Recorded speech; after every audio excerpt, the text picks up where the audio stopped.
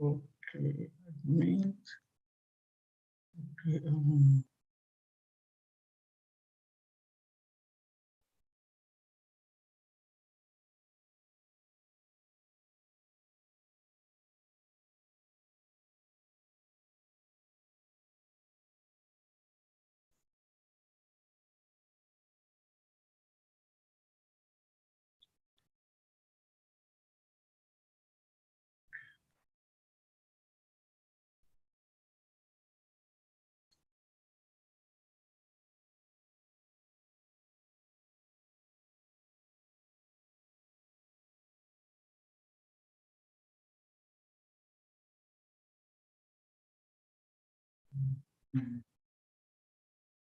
Fiji, Fiji,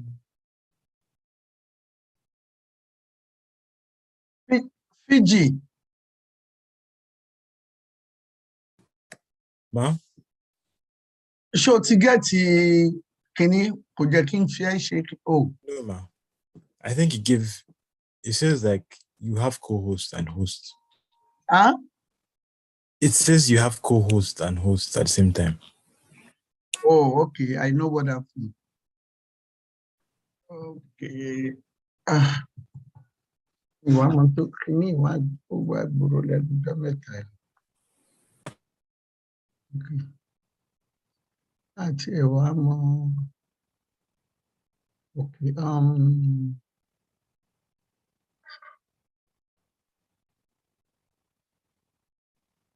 Jẹ́ kí n pe engineer Israel.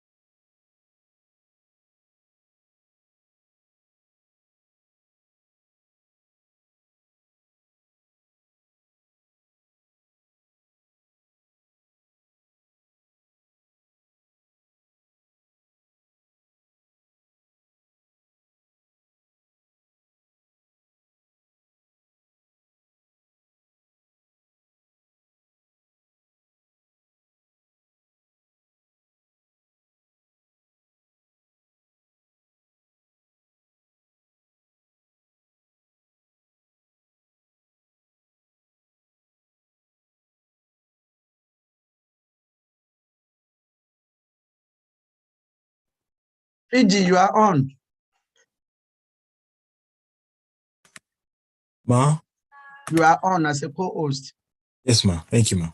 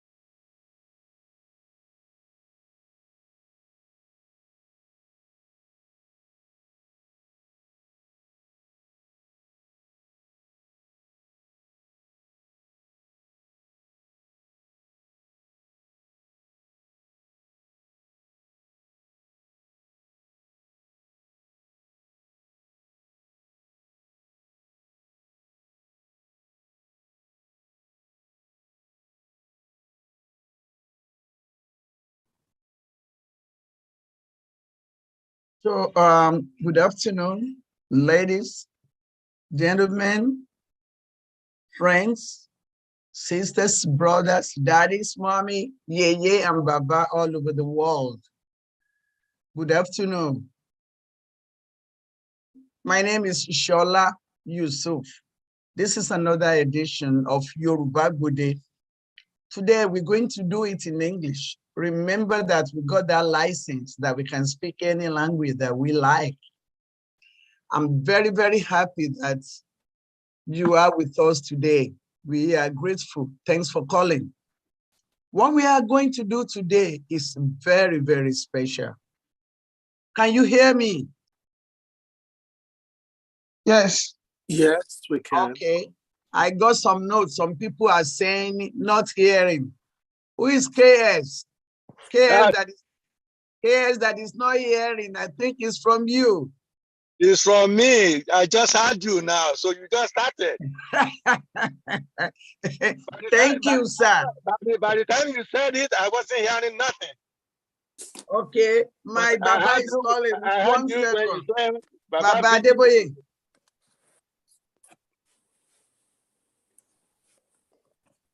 Change the number. Àwọn èèyàn ti wà ń bí àti lé lógún níbí.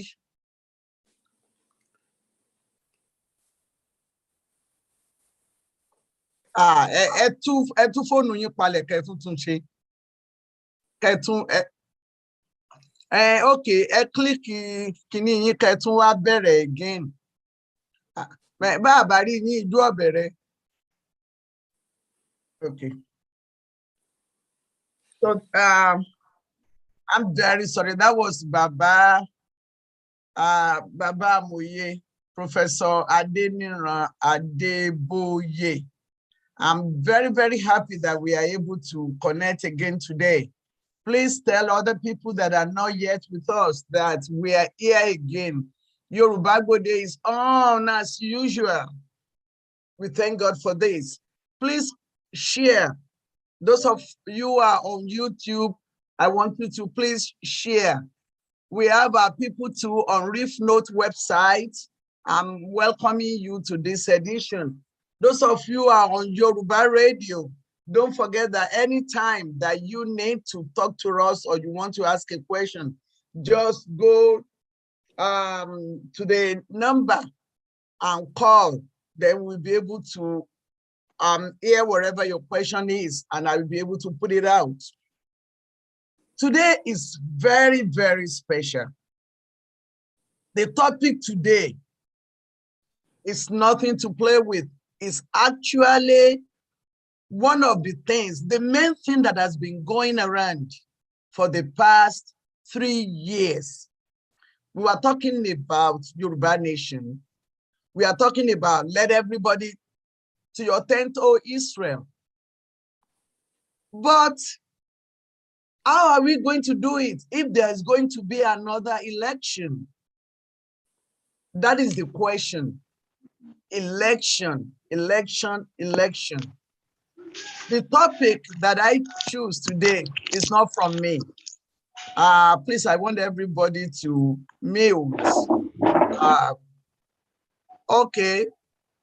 Engineer Oluwafijimi, please, I want you to mute everybody except the host, which is me.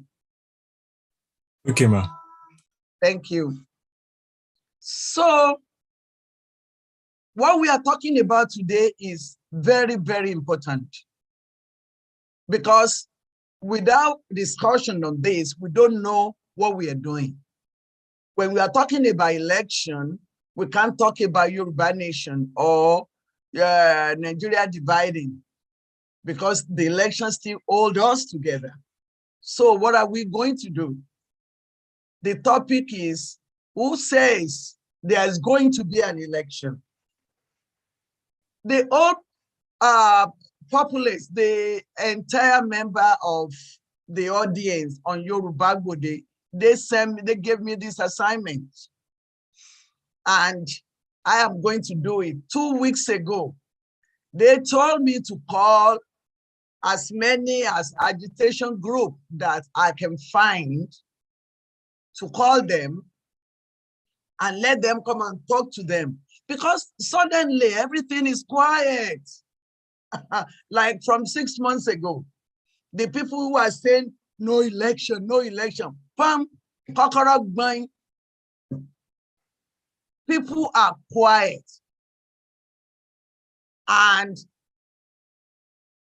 people always say, when you are not talking, then you are eating. You can't talk with your full mouth or else you're going to choke. Is that the reason why we are not hearing anybody talking about no election, no election? They've been saying it, but now they're quiet. So we're going to put our fingers into everybody's mouth. So that was what the honorable audience on Yoruba Gbode, that was what they sent me. They sent me to call all the leaders, and I did. But where are they? I'm going to tell you that we only have 3 people here. And actually, one of them is not even representing any organization. I have here with me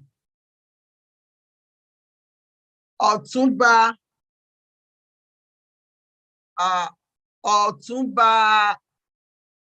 Shade Olusanya from Niners.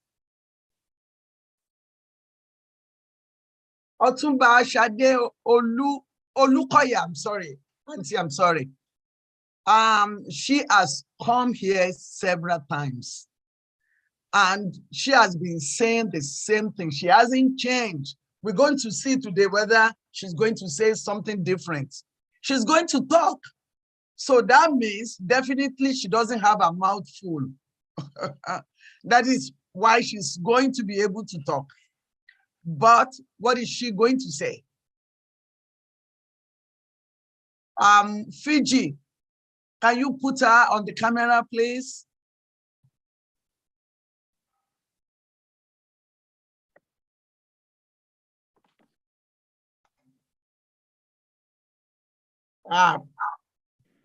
Please. Okay, well, you are bringing somebody else. That is Lawyer Fashaki. Okay, I might as well introduce Lawyer Fashaki now that we have her on camera. Lawyer Fashaki has been in this struggle with all of us since the beginning. She was one of those people who are saying we don't need no election. There's no election. To your Tento Israel, she's going to talk today. So we will know if she talks, then she doesn't have a mouth full. So Lawyer Fashaki, for those of you who have seen the flyer, and the first flyer says she's representing the directorate. She is not representing the directorate. That was a mistake on our part when we made the first flyer. She is representing herself. She's a qualified lawyer. She's a bona fide Omo Yoruba from Idesha.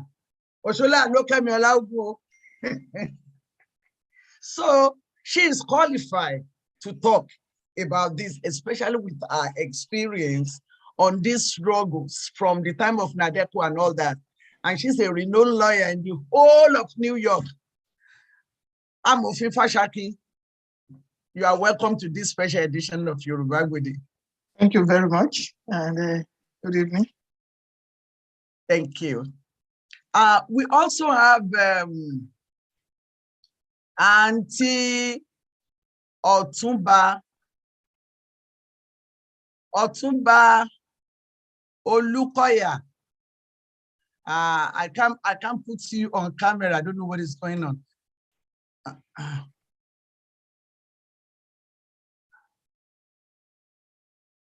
Okay. Otumba Folashade Olukoya. Engineer Fiji, can you put her on the camera for us? For some reason, it's not letting me do it here. Otumba Folashade Olukoya.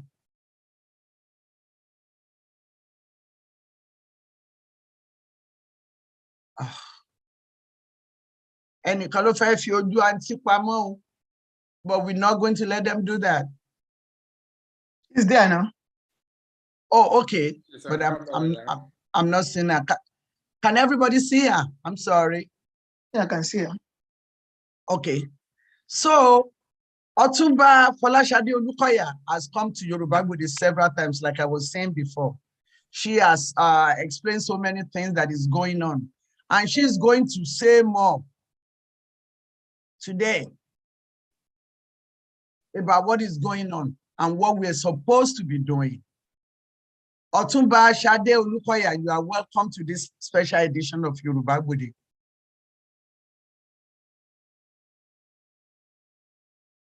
Otumba Shade Olukoya. She's muted. Fiji. You can mute our special guest, please. She's unmuted, ma. Okay. Otumba, good afternoon, ma.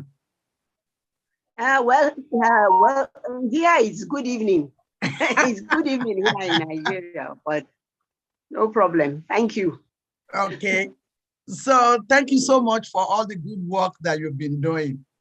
Like I was saying before, we've been shouting, no election, no election. But very few are talking now, which means some people have their mouth full. That's why they can't talk, so they don't choke. But we want to know, those of you who can talk, we want to get to the roots of what is going on. You are very welcome, ma'am. Thank you once again. Professor Akwa, my dear brother from Akwa Ibom. Professor Akwa is the leading force on IBOM is going to help me to say it better. The movement at Akwa Ibom agitating for their own state. Can you put Professor Akwa on Fiji? I don't know what is happening from my end today. Well, thank you. Professor Akwa, thank you so much, sir. We have had you several times and you are saying no election. So we want to see whether you are still going to tell us the same thing and you will be able to say, and you'll be able to tell us what we should do. If you are able to say that, then we know that you can use your mouth because you don't have your mouth full. You are very welcome, sir. Thank you. Thank you very, very much, Ahaja. So I lead Ibom People's Movement, okay, which is the organization that is fighting for the establishment of Ibom People's Republic, 9 million strong citizens of Ibom People's Republic. Thank you. You are welcome, sir. Thank you for your good work. Okay. My very dear Egban is here. Baba Moye, Professor Adeniran Adeboye. I'm happy that you made it despite all the witches that came on the Zoom when you were trying to come in. They were there, but we won. Baba Adeboye, you are welcome to this edition of Yoruba Gbode. Fiji, unmute him, please.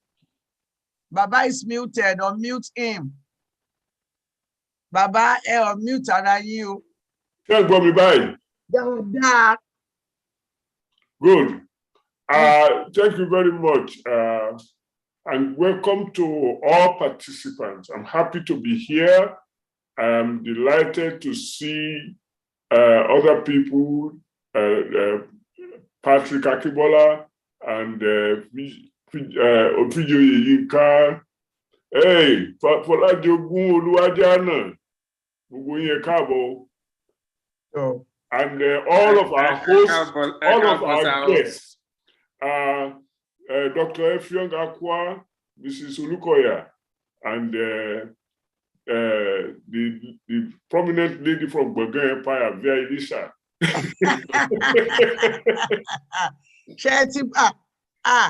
Bàbá Adébóyè amòfin mọ̀ ní wọ́n ẹ mọ̀ jẹ́ wọ́n pè yín lẹ́jọ́.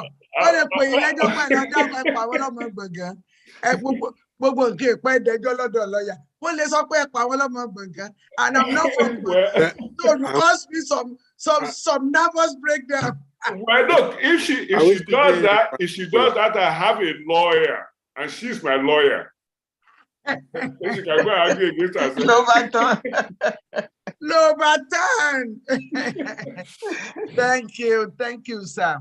So we have another member, a prominent member of this noble program, who is also Amuye, and that is my dear brother, Professor Oluwakayode.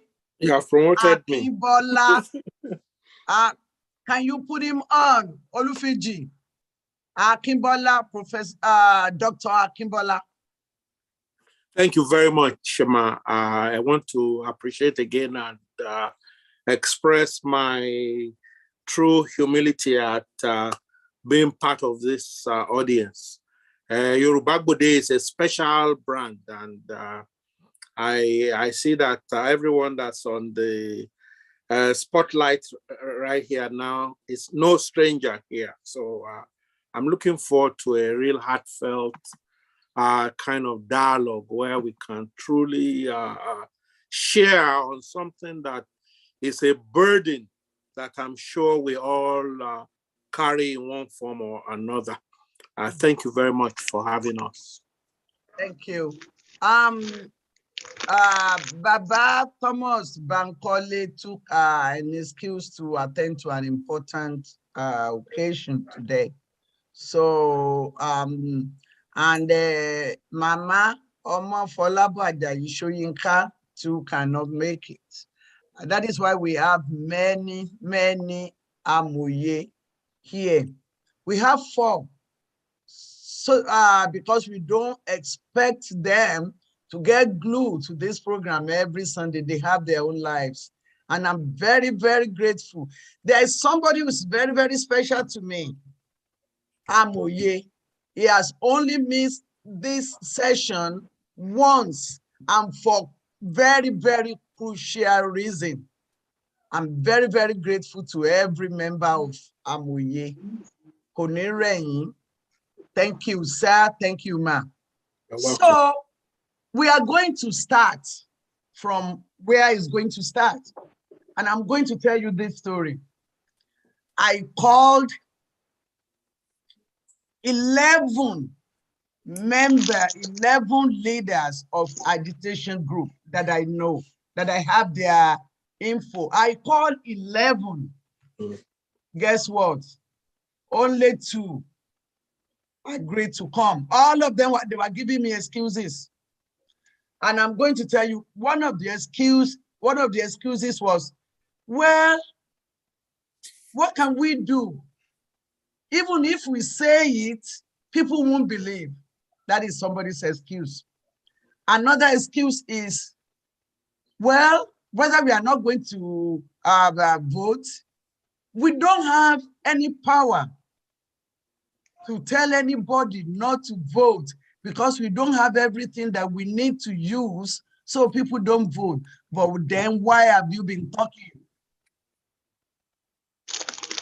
Then another one, and I'm going to read, I've asked his permission, and I actually beg, this is one of our babas. I begged him to appear, but he said no. Elder Adeniran, okay. Good morning, madam. Election 2023. We at Ilana no longer have any business with elections in Nigeria from now. As you may be aware, we have gone to court in Ekiti and Osun on behalf of our Yoruba people to ask that the election cannot be held in any part of Yoruba land using a 1999 fraudulent constitution The respondents refused to show up. I therefore do not believe it will serve any useful purpose discussing an irrelevant issue such as an election in a caused country. Thank you. Then I said, thank you, sir. I will convey this to the audience. Probably have my presenter or me read it out. It's perfect by me. But I actually told him when we were having a conversation that all these things, it would be better if he can come and talk to people because they have gone to court. So if the court fails, what is going to happen? If the respondent doesn't come, what is the likely things that the people can do? We the people who are the one who are going, we are the one who is supposed to vote. So what are we supposed to do? There is no direction. There is no direction. So I called a couple others that I'm not going to mention their names. I said that I called 11 people. All of them are saying that they cannot come. Some will say, well, we don't know what to do. We don't have the power to stop the election. But other people are saying, if they are now saying that they don't know what to do, check their mouth out. Maybe they have some food hiding there. Some of them, that's true. So thank you. So I'm going to take it. I'm going to do ladies first. Please forgive me. Lawyer Fashakin. So we heard about the court now. You as a competent Amufin, this election, so the challenge in court, what is it going to earn us? And if it doesn't, anyway, let's start with that.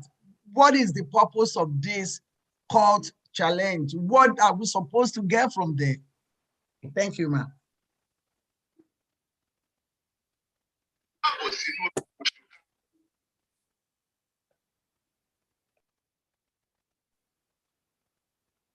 Fiji. We can't hear how. Fiji, can you unmute? Okay, good evening. Can you hear me now? Yes. Yes. I don't think it's Vigi's fault. I muted myself. I forgot to unmute. Oh. Good evening, House.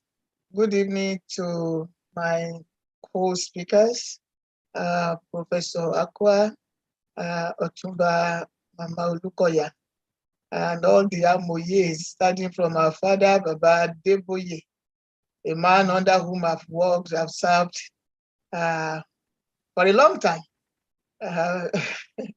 I've known him since I was small. God bless you, sir.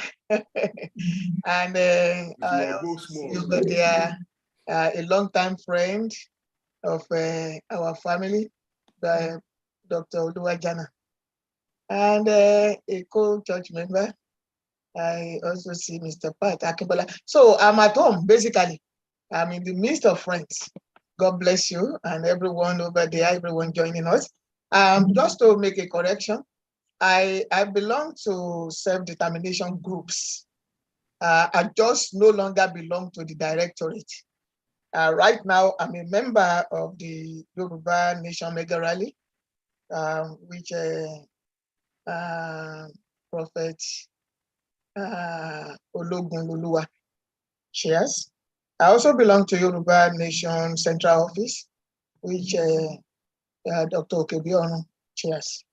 And I participate in other self-determination groups that I agree with. Mama Yusuf, you've known me for a long time, that I'm opinionated and I have my own way of doing my own thing. So, and I go in a direction that I believe is right to me. So coming back to the topic that is before us as to the election in 2023, well, I don't know if people have food in their mouth, or maybe it's just because you are not in the place where they are talking. I talk loud and clear that with what I believe it should be. I believe the Yoruba should go. So the question of election 2023 should not arise as far as the Yoruba people are concerned, because we don't want to belong, at least those of us who believe in the self-determination, believe we should have a land of our own. We've always had the land of our own. Yoruba people have been before Nigeria came into being. So it wasn't Nigeria that produced the Yorubas. The Yorubas have been since the inception of the world. The Lord created the Yorubas and gave us our own land. Just like the Lord created the Igbos and created the Fulanis to be wanderers. He gave us a land for us to situate in. And that's where we are. And now if we are in a kind of uneasy arrangement, a marriage that is of convenience to some people, but that enslaves some other people, I mean, it's not compulsory that we should be together. I know there are some people who believe that they want to die as Nigerians. I don't want to. I don't belong in that group. And so, just like what you read that you said there's somebody from Ilana said, I'm also from that angle. I don't belong in Nigeria anymore. I don't even see myself as a Nigerian now. If I say that I'm a Nigerian, it is because I still don't have another passport, or it's because the Yoruba nation has not been declared a nation. The moment it is declared a nation, if anybody will call me a Nigerian, I will sue the person. That's how bad it is. Yes. I don't want to be called a Nigerian. I don't want to be a Nigerian anymore. Because how can you belong to a country where you have a leader that is a Fulani and does not believe that he's representing everybody in Nigeria? He represents only the Fulanis. And that's why he can turn a blind eye. That's why he can be fighting for their rights. That's why he can take money belonging to all of us and give it to Gumi to go and be paying the terrorists that he is calling the bandits. And whether terrorists, whether bandits, which one is right? The only thing is that the bandits, they are recognizing it as a business. Who does that kind of business of attacking people in their own home, cutting people's neck, raping mothers in front of their children, and all the kind of nonsense? What kind of election are we even talking about? The Igbos want to go, the Yorubas want to go. So maybe you're talking of the Fulani elections. And that will be their own business to arrange over there. We don't want to be part of Nigeria. So why are we talking of election? So that's why we are saying, as far as we are concerned, for those of us who believe in self-determination, who are tired of being slaves in a place called Nigeria, who are tired of losing what is our own thing, who are tired of working and giving the gain to some terrible accident of nature somewhere. We don't want any election. And who are we going to be electing anyway? Electing people who are selling us, electing people who have been eating since the inception of this Nigeria, and who have not stopped eating. They were there in their 30s, they were there in their 50s, now they are there in their 70s. They don't even believe that they should hand over even to people who are younger than them. They don't even believe to hand over even to the youth of the country. They still want to eat until they go to their graves. You call that a country? And you are talking of election there with this spate of insecurity that we have in the nation, with this spate of corruption that we have in the country, with this spate of segregations that we have in the country. Anybody talking of election in Nigeria now must be people who are sharing in the loot. If you are not sharing in the loot, you want to be out of it. You want to get out. Who wants this kind of a thing? Nigeria is not created by God. Nigeria was created by Lord Lugard. Why do you want to die with Lord Lugard? India was one nation before. When it didn't work among them, they split them into two, India, Pakistan. When it didn't work with Pakistan and the people of Bangladesh, they split them. They are existing today. We are not one single nation. It is the fraud of the British. We are Yoruba, Igbo, and I will say the Hausas, because the Fulanis are not even part of Nigeria. They came to fight. They came to use religion to swindle the Hausas and take it over. And that's where you will hear Fulani ló ń jọba nílé Hausa. Nbo nílẹ̀ ti Fulani gan. Tọ́n lọ máa jọba ńbẹ̀. That's where I stand, my dear sister. There should be no election. Thank Talk to you. Yoruba, so there should be no election. The Fulanis can have election. Thank you. So we are talking about the case that is in court, and they said the respondent refused to come. So what do you, as a lawyer, what do you think is supposed to happen when somebody sue another person and the person sued is not in court?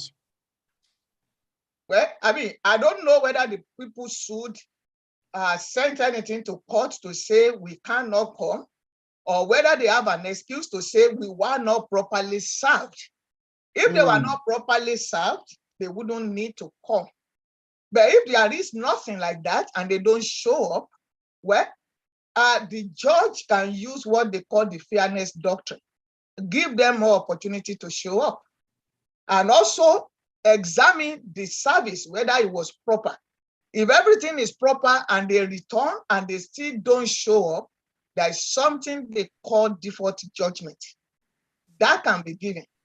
Default judgment means that the people who are supposed to come and answer did not show up to answer.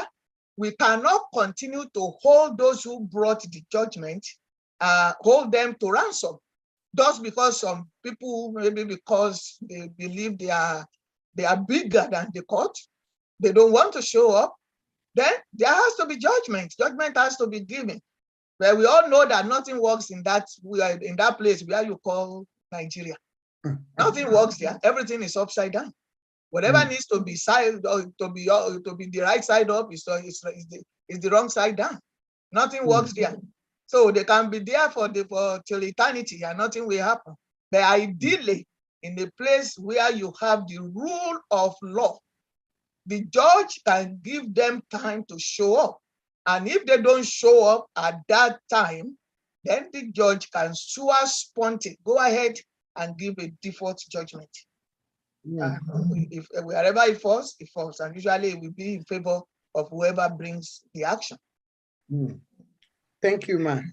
Well, I'm still going to come back to you on the issue of law and judgment, especially on this election.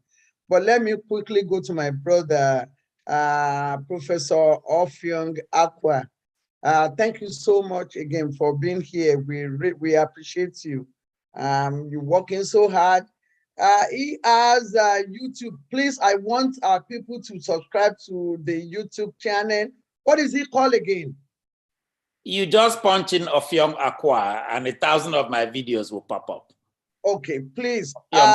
Because knowledge is light. A lot of things that we are saying on Yoruba Gbode, we cannot say everything. We have maybe like 3 hours every week. But these are the people who we invite. They are the people, they are the mouthpiece of Yoruba Gbode. So if we can listen to them somewhere else, please, let's take the opportunity and listen to them. Sir, what do you think about this election that some people are not even talking about it anymore? We've been hearing election is not going to happen. No election, no election. The last time I heard, I will try to see if I can translate this without being bad. Baba Deboye will help me because Baba Deboye was in the middle of it. When we were saying, okay, what do we do? And then they said, Big Bebambo, that is, if the poo is coming, when it's time for you to do number 2, it will open and come automatically. So is it automatic, Dr. Offiong? Is this no election? Is it going to be automatic? Like people coming and it's just fun, like that. So, well, let me answer the question, Haja Yusuf. Thank you, first of all, for having me back here again. I I feel at home here. It is as if it is my home. And as I've mentioned before several times, I grew up in Lagos. I'm a child of that independence, standing on the Ikorodu Road and waving to Awolowo and Azikiwe. So these are my people here on the screen. People like, and also I want to thank your three wise men. I look at Professor Adenra Adeboye. I don't know whether I remember. I understand he studied mathematics in University of Ibadan. My father was the third set, I believe, that attended University College Ibadan. And my father studied mathematics, just like him. Oh my God. Yeah? We followed him. Oh, yeah. He later became a land surveyor. But I'm happy to be here with my fellow, with people on the panel with me.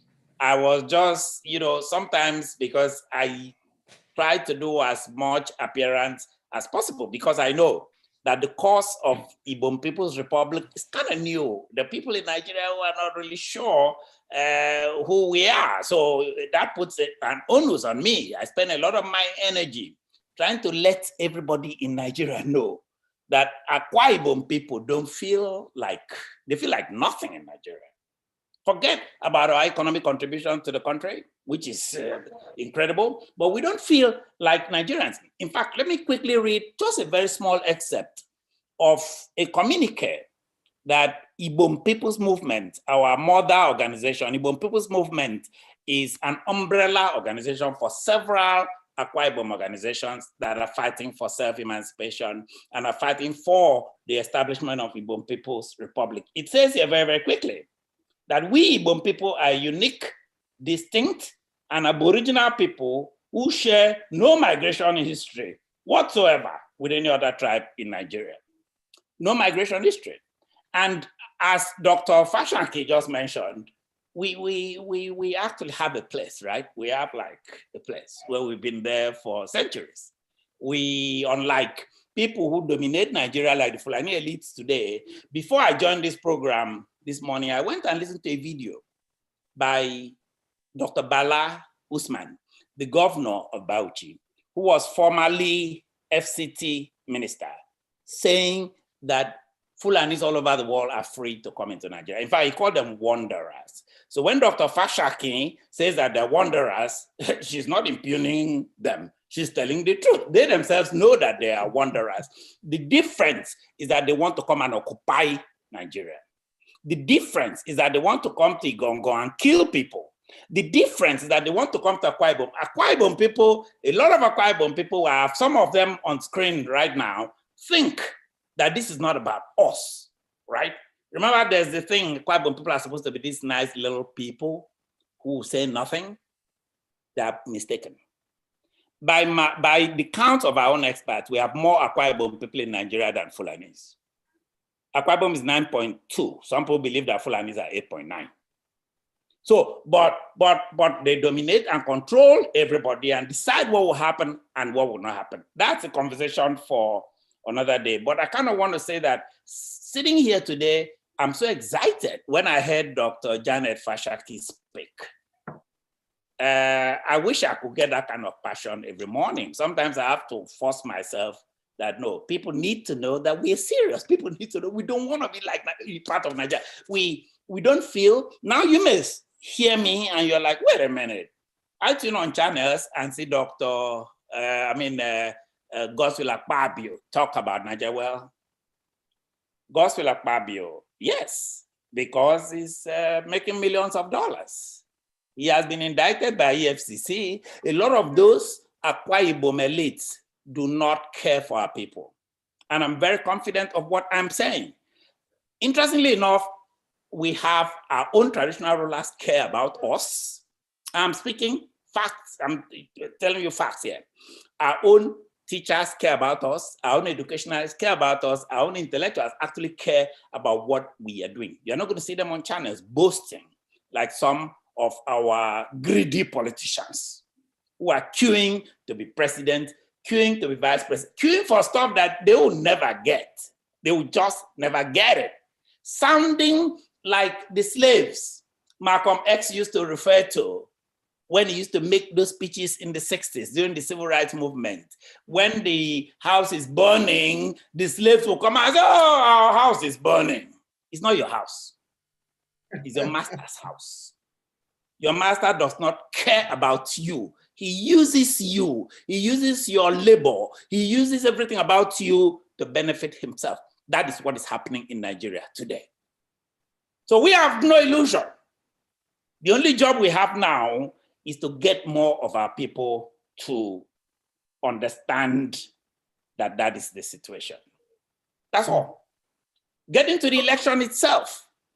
When you get to the election itself, well, Haja has mentioned the fact that some people, their mouth is full. Let me tell you, Haja, my mouth is full. But you know what food my mouth is full of? Food where I suffer every day in New York and go and work in my university. That's where I get the food from.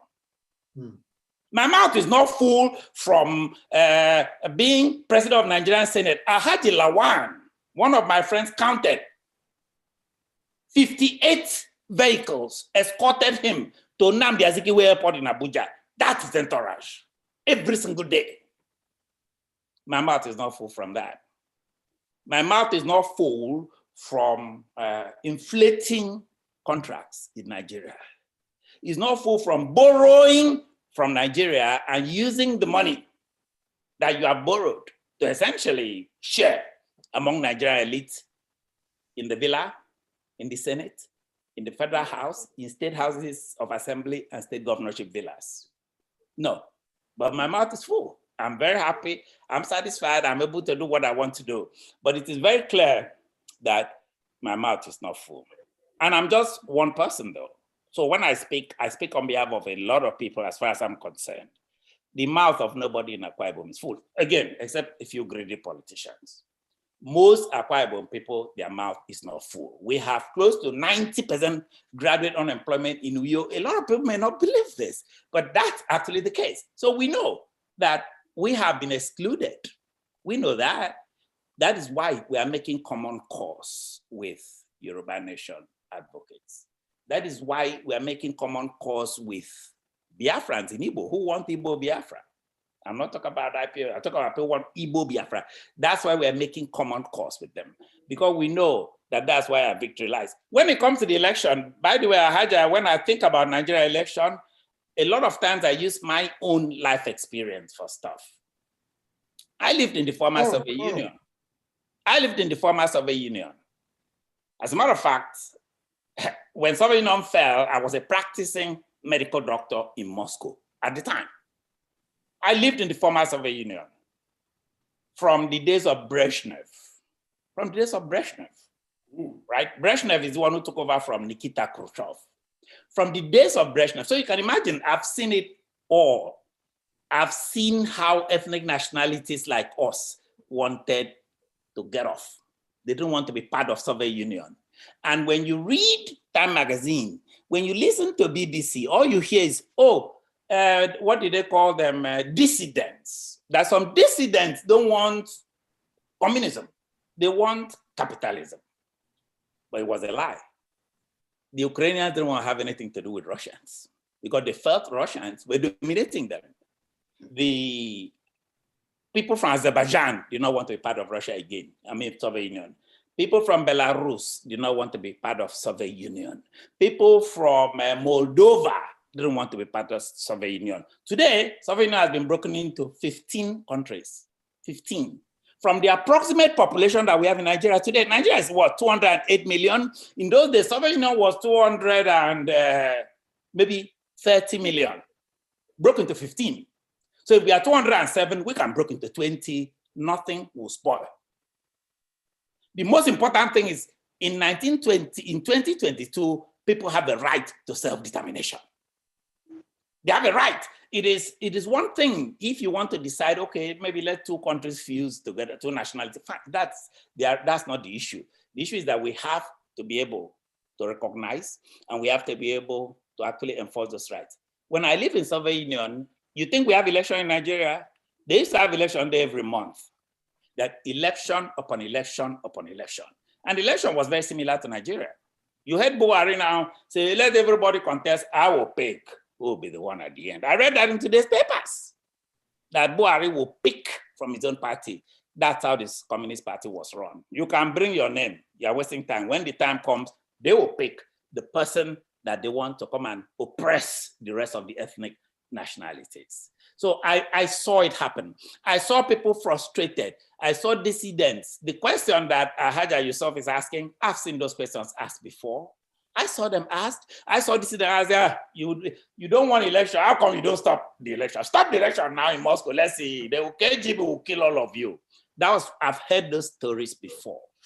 So I am not worried. In fact, I'm confident that we're gonna break this Nigeria up. I am very confident. So for me, I watched the election. I saw election upon election upon election being conducted. Election do I want election? No. But I really don't believe in talking about things I don't want to happen without implementing them. For example, I want Igbo People's Republic. We are making moves to get to Igbo People's Republic itself. So to me, election could actually end up being part of the downfall. Because if these people can't even agree, think about this. Let's use their own mafia system. Because to me, Nigeria is a mafia system. Let's use the mafia system. I live in New York area. You have 5 mafia bosses from Staten Island, from Brooklyn. Those ones would even agree that, okay, you take drugs, I would take prostitution. In Nigeria, the mafia system, governance system in Nigeria can't even agree that after a northerner has gone next, let a southerner come. They can't even agree on that. To me, the election might actually end up being their downfall. So for me, they can do all the election they want. It is our responsibility to continue fighting. It is our responsibility to point out. Because let me quickly run through this. I don't want to spend too much time because I know Haja probably wants to give other people time. But let me just give you a quick list about why this election itself should not be held. That's what I'm saying. I'm giving you a list of why the elections should not be held. Number 1, census. How many are we in Nigeria? I don't know. Nobody knows. Nigeria uses academic statistical projections. We use projections. We've never counted. In fact, one of the people now, one of the Fulani appointed guy to run the Census Bureau is announcing a census a month after the election in 2023. Announcing a counting census in Nigeria. In April 2023, that's when they want to do census. So we don't have census. The country is secure. You are doing election. The borders are secure. You are doing election. Serious debt and economic crisis. You are doing election. NIN, even the so-called NIN, which has violated even their own constitution, because now they're opening the country up where all the Fulanis from all over the world can get NIN. It is easy to get NIN. All you have to do is put your 10 fingers on your face and you are a Nigerian. So I'm kind of going to end there. If you have questions, feel free to send the questions to me. But let me say, finally, the elections in Nigeria are pre-rigged. They're pre-rigged.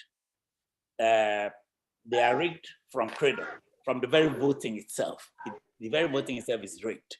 The tribunal you go to appeal the voting is rigged.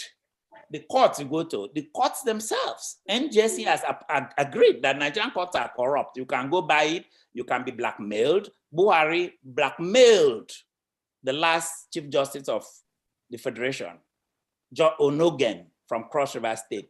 He blackmailed him, pushed him out, brought a former Shariah judge and made chief. So the whole election thing is really a laughable thing.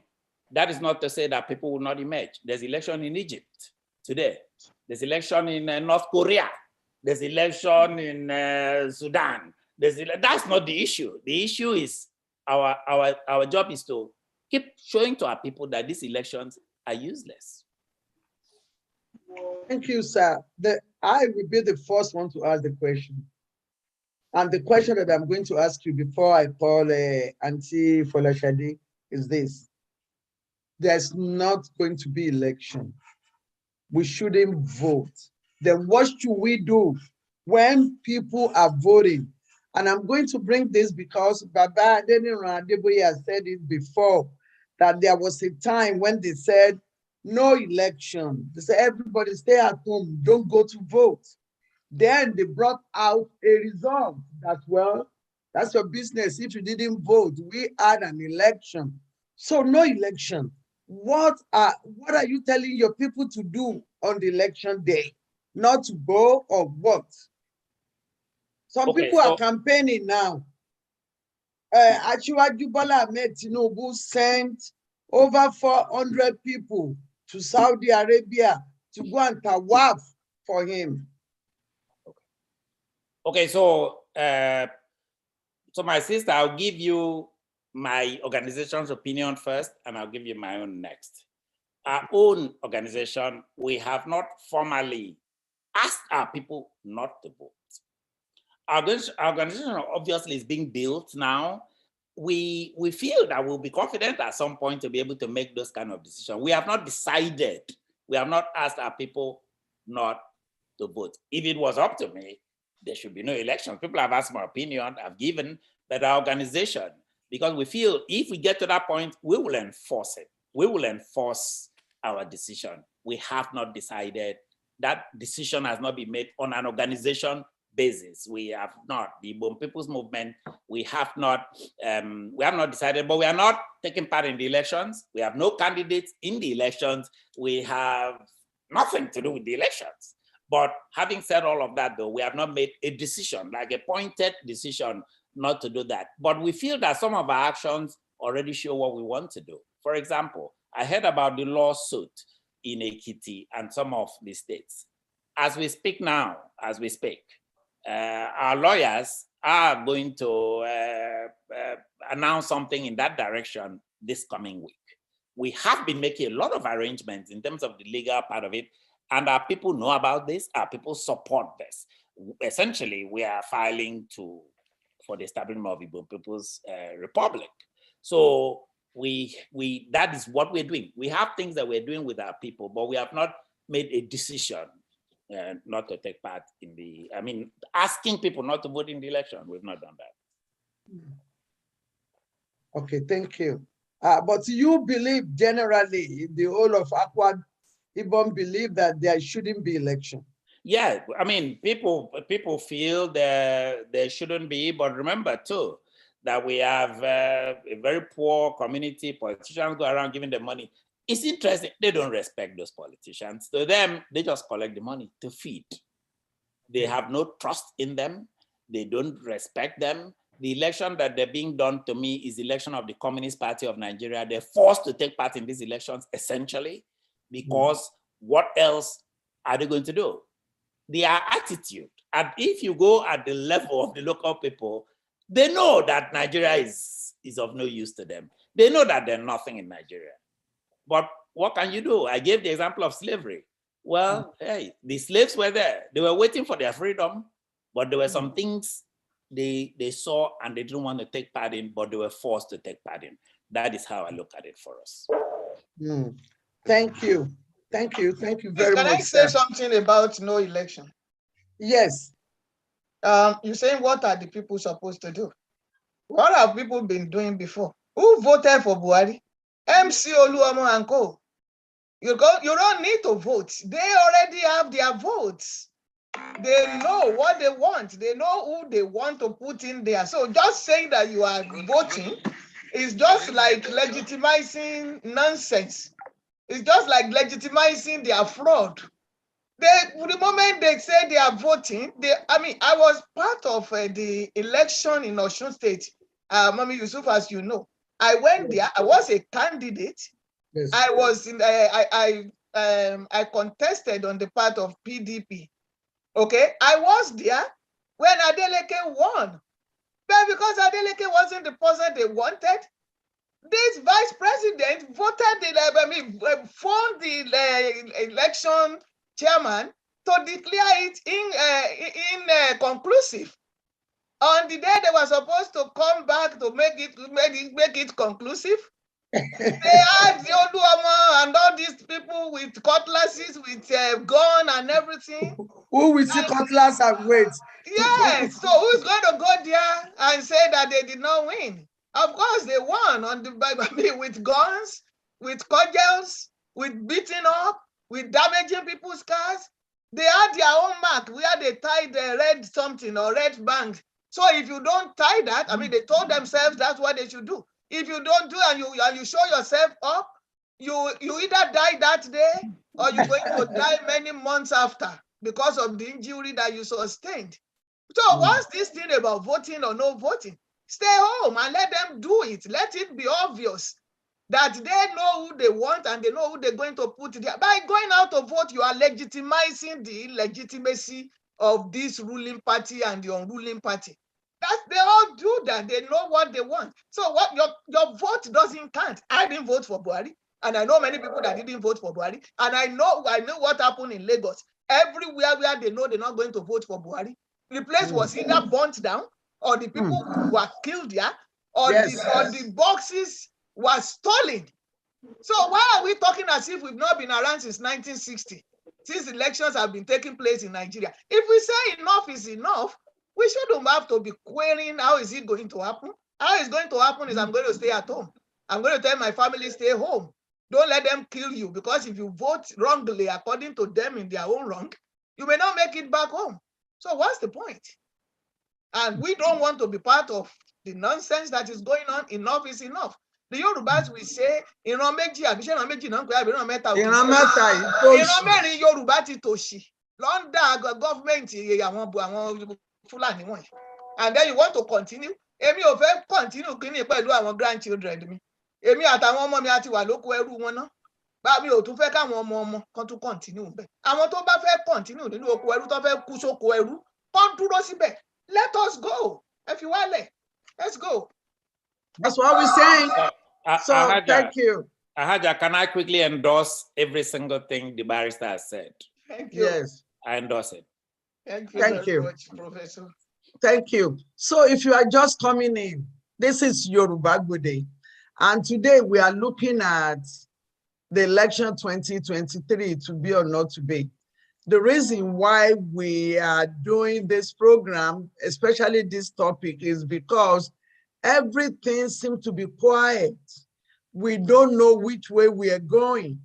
And even though people are agitating for to go to their different countries from Nigeria, to bail out from Nigeria, we still see that more people are getting ready for the election. So the topic is election 2023, to be or not to be. Where are we going? And our prominent brother and sister, they've talked. So the next person that I'm going to call now is Otunba Folashade Olukoya. She's representing Nina. Mama Folashade Olukoya has come to Yoruba Gbode several times on this or different issues that has to do with Yoruba nation or Nigeria breaking. Ma, what do you think? What is going to happen about this election? And how is it going to affect the breakup of Nigeria? Thank you, ma. You have the floor. Once again, good evening, everybody. Good evening. I would have loved to have spoken in Yoruba, but we have Dr. F. Ofiang here, so I'll have to speak in English. Or is your Yoruba good enough, sir? I have forgotten my Yoruba. I don't know what happened. Pardon me, I didn't hear you, sir. I said I've forgotten my Yoruba. I don't know what happened. And you, after living in Russia for so long, Maybe. Yeah. you forget Yoruba. Language, if you don't use it, you lose it. Then it just disappears. And not to worry.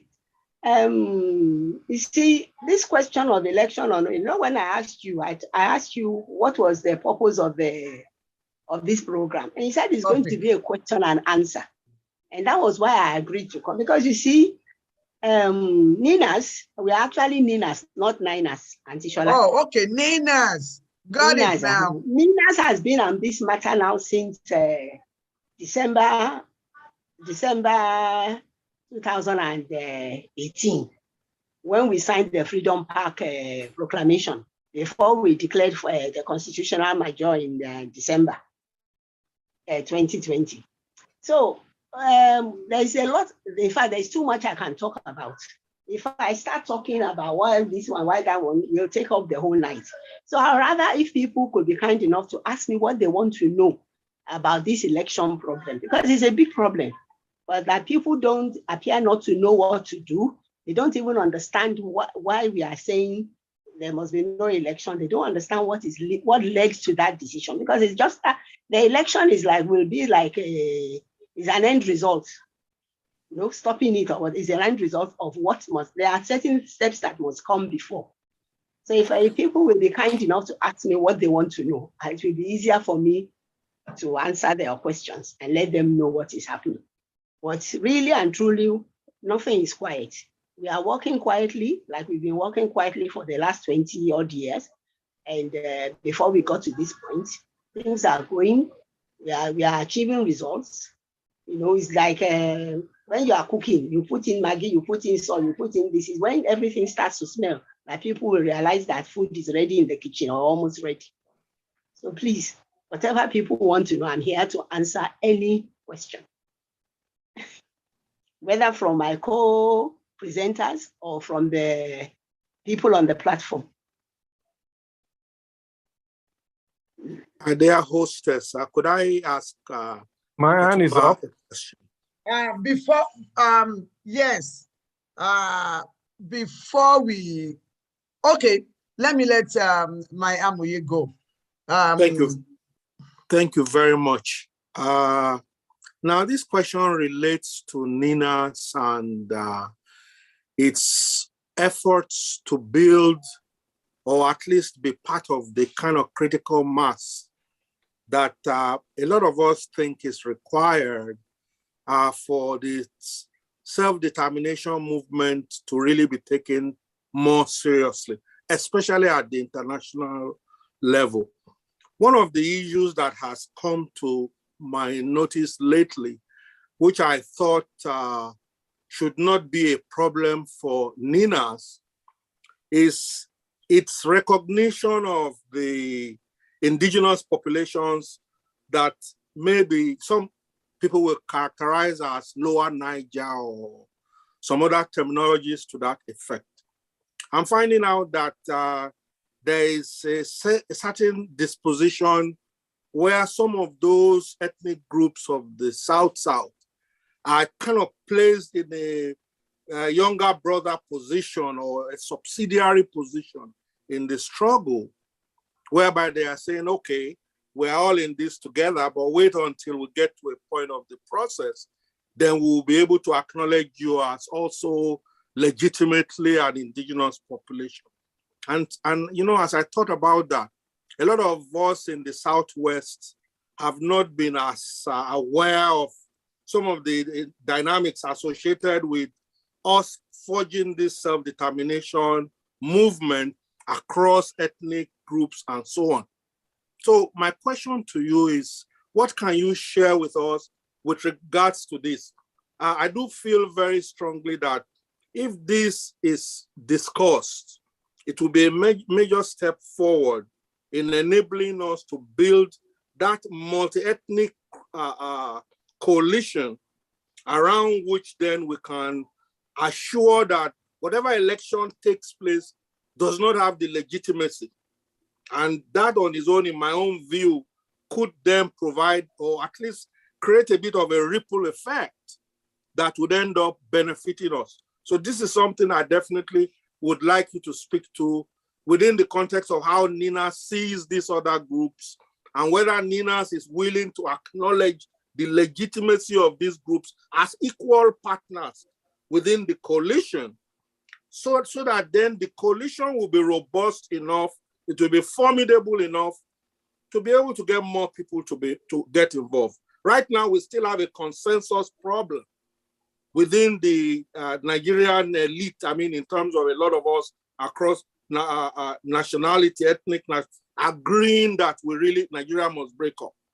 And I guess I'm placing my question within that context, hoping that you can enlighten us. Thank you very much. This idea of consensus amongst the ethnic nationalities, or that people think results in some of the regions being regarded as younger, you call them younger members, Abi? Yes. Or junior members. It's not true. You see, an ethnic nation, you can be just 4,000. I think Malta is about 4,000 people. It's a member of the United Nations. No matter how small you are, once you are standing on your own geographical space, you are a nation and you have a common language. And when it now comes to self-determination, you must have your flag, you must have your constitution, you must have all that later, all the things that will make you stand out in the Committee of Nations. But before then, the very first requirement is that you must stand on your geographical space. And all these small groups stand on their geographical space. The Ijaws stand on their space. The Ogonis are on their space, no matter how small they are. The Igbos are on their space. My cousin from Akwa Ibom, you're on your space. You've said you've never migrated. So you've been on your space for donkey years. Nobody can come there and rule you, or nobody is going to come there to determine for you what you're going to do. If we succeed in pulling down this constitution and we decommission it and delegitimize it, everybody takes back their sovereignty on their stand, and then they decide what they want to do with their sovereignty. It has nothing to do with anybody. They don't need anybody's permission. The only reason we are all banded together now is because there is safety in numbers. And when you are together, you are stronger. If it just decides to fight for their freedom on their own now, they will criminalize them. They will come in with their AK-47, whereas you have nothing. They will tell you to go and vote. And if you want to change your status, go and vote. But what will the PVC do against an AK-47? Auntie Janet has said it. They'll come out with clubs and guns and knives, and everybody will run. So it is of no use.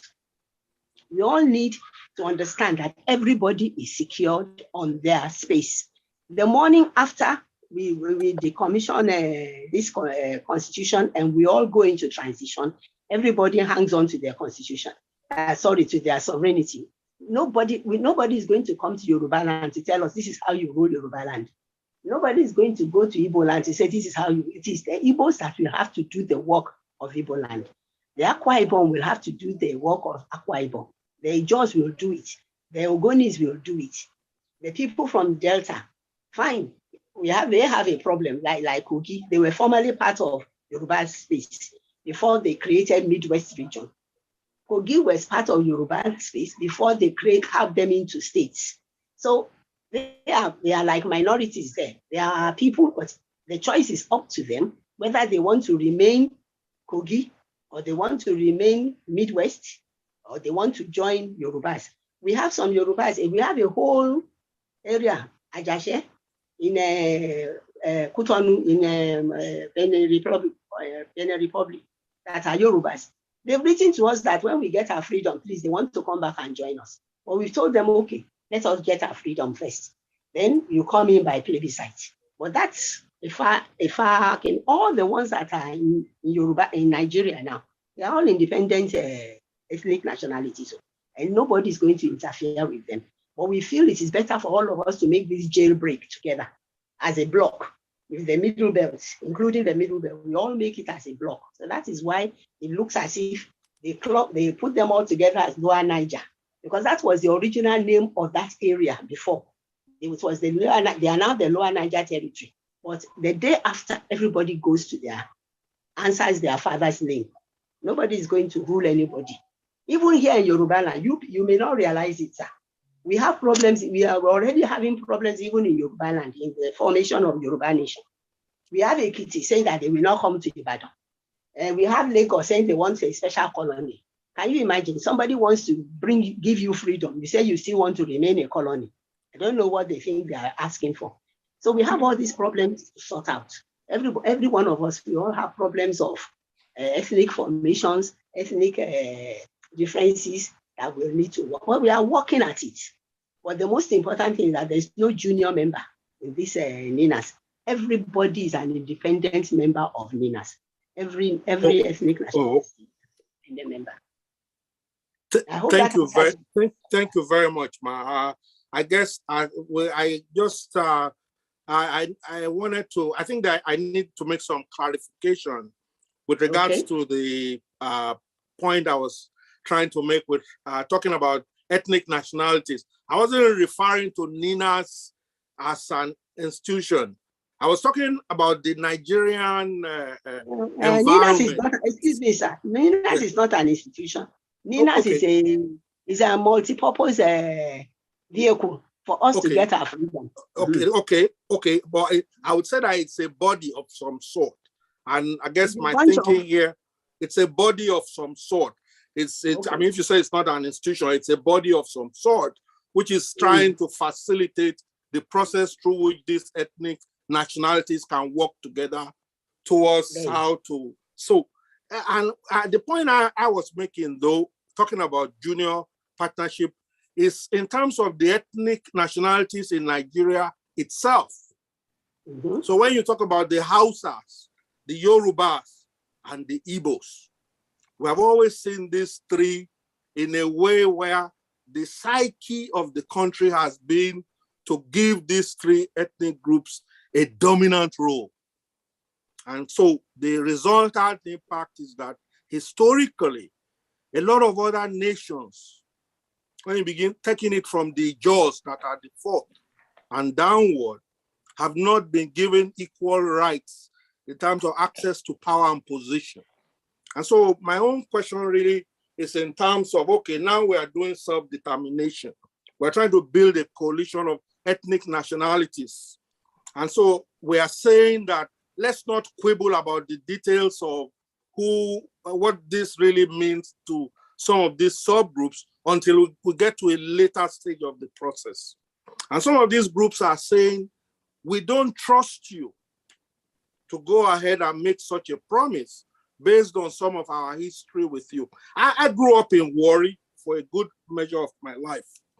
And when you look at the Urhobos, the Chekiris, the Usokos, the Kwales, the first three in particular, there's a dynamic of Warri itself that you come to experience where you understand better some of what's going on in the South-South and why the self-determination effort needs to really kind of better understand Nigeria, not only from the standpoint of the dominant groups, but also these smaller groups. Kensaro Wiwa, for instance, is a good example of someone who was sacrificed along those lines. And so I personally feel very strongly about this because I do believe that we from the dominant group, so to speak, take a lot for granted with regards to what is going to be acceptable to others. And we need to have a strategic alliance that is solid enough to overcome the forces that are arrayed against us going.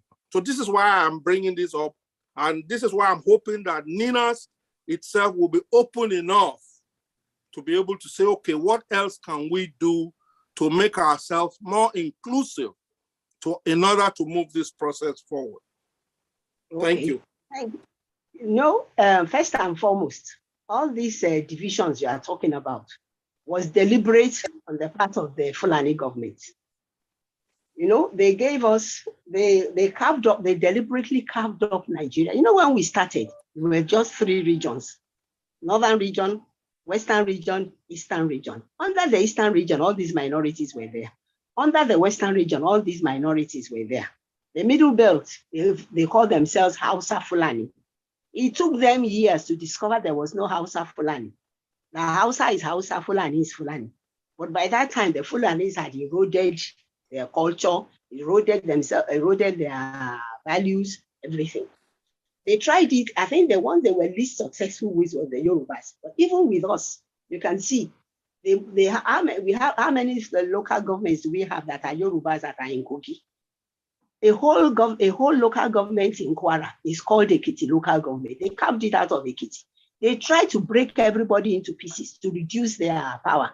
That was why the first thing they did, major thing, was that they took They carved Midwest out of West to reduce the power of Awolowo then. So it was a deliberate thing on them. Then with the North, with the Eastern region, they needed to control these people. They've been longing to control these people's gas and oil, because they were taught by the British that's what they have to do. So they had to made them into minorities. These people were not minorities. There was no minority in Nigeria before. You were part of the Eastern region, but you had people, even the Easterners, winning elections in Lagos as of that time, and there was no problem. So what we are planning to do now, and is to let everybody, like I said, I'm going back to what I said before, everybody is independent. No matter how small you are, you will control your own resources. That is the first step. After your geographical location, you control whatever is under your soil, whether it is solid minerals, whether it is oil, gas, diamonds, whatever, coal, it is yours. And that was the way it was before. Everybody controlled what they had, and they gave a percentage to the federal government every month or whatever. But now they wanted everything. It was a deliberate creation of the Fulani government. It had nothing to do with Minas. It had nothing to do with the people of Nigeria. It was the government, the central government, that did all that because they wanted to control everybody's wealth, everybody's minerals, whatever everybody has. They control our ports. Here in Yoruba land, they control all the ports. Water that belongs to Lagos State, they control it. They want to control everything. They hang on to everything. The little they even give you, if the two of you fight over it, they will win. It's part of the law. And they don't owe you any explanation. And that is what this now leads us into the question of the constitution. It is that constitution that they are using, that union agreement that they faked. Because it's a legal document, but it's not a legitimate document because we didn't sign it. So it's that document that they are using to hold everybody to ransom. And that's why we must decommission it and go into transition. By the time we go into transition, everybody will see that they are free. As like I said, nobody has any business with what is, Yorubas have no business with what is happening in the East. They have no business with what is happening in Ogoni land. They have no business with what is happening in Ijo land. They have no business with what is happening in TV land, in Jokun land, everything. Everybody is independent. The minute what you are now expected to do, the morning after, when we go into transition, everybody is now going to sit down and decide, number one, whether they want to continue to be part of Nigeria. If they don't want to continue to be part of Nigeria, what do they want to do? They want to be on their own. They want to fraternize with another group or what? It is entirely up to them. Nobody is holding anybody to ransom, sir. So don't think that Ninas has a hand in anything. It is not Nina's business. Our business is we have supplied this general purpose vehicle to carry everybody out of captivity. Once you are out of captivity, you're on your own. You are absolutely on your own. And that's when you start to see people managing their own affairs. So don't fear that anything is going to go wrong or somebody is going to come back and deal with anybody. No. Thank you very much. Yeah, I have their land. Yeah. Okay, so thank you so much. I have a question because I'm not getting what I really want. Now, the purpose of this meeting has not been addressed. So I want to find out directly. Nina, what do they believe about this election coming? Because everybody heard that there's noise all over, election. So your organization, what is their belief about this proposed election? Okay. Our belief or our decision on the election is that there will be no election. I'm not even talking about decision yet, Auntie. What is your belief about it? My own personal belief. Nina's belief. That's what I'm saying now. It's our decision. Nina's has decided that in view of all the documentation we have put out, when we declare this constitutional force majeure, it was based on the constitution. And because it is the constitution. It is the constitution that holds all of us to ransom. It is through this constitution they have the power they have, because they made a false claim that we, the people, made this constitution and submitted our sovereignty, our wealth, everything into their hands, which is not true. That is number one. Now, number two, that constitution gets its life every 4 years, is renewed every 4 years through the election. So, and that is why there should be we realize that we should have no more elections under that constitution. You see, no, people say no election, no, they don't explain it fully. We try to explain it fully, but people don't listen. It is that no election under this present constitution. Because if you have another election in 2003, you are giving them a minimum of 4 years, a maximum of 8 years to conclude their conquest project. They came into this country, we got into this problem because they wanted Nigeria. They wanted our land. And the only way you can take a person's land and see is if you kill them off. You need to kill them off or chase them away or make them run for fear, for the fear of their lives. That was the agreement. That train disaster, that was why I asked you that. Can you play that train disaster, that train kidnapping clip? They said they have no business with the people's, the kidnappers, kidnapped people's families. That their problem is with the government, and the government knows what they want. Because what the government promised them in 2014 was that they should come into Nigeria, help Buhari win the election, or if he does not win the election, let the blood of the monkey and the baboon mix together on the road. Fortunately for everybody, Jonathan conceded defeat. So there was nothing for them to do. They had no job to do. But they stayed here and they were waiting for the promise that, they had carved out Nigeria for them. You from Mali, go to this area. You from Senegal, go to this area. You from the Niger, go to this area. They carved out the whole of Nigeria to these people. And that's what they are waiting for now. During a lockdown, you saw the number of people they brought into the country. All of them hoping that they will be able to send us out away from here and they take over the land. Unfortunately, the ethnic nationalities are more resilient than they thought we were. You see Dr. Effiong now saying that his people have never migrated. He's somebody that has never migrated. Where is he going to run to? Is he going to run into another person's country? Will Cameroon take them? Cameroon will not take them. Can you like he opened something can you mute everybody? He opened something like the mixer. Yeah, he opened something. Let me show you. What happened? Sorry, ma. Please excuse me. Thank you, ma. Thank you, ma.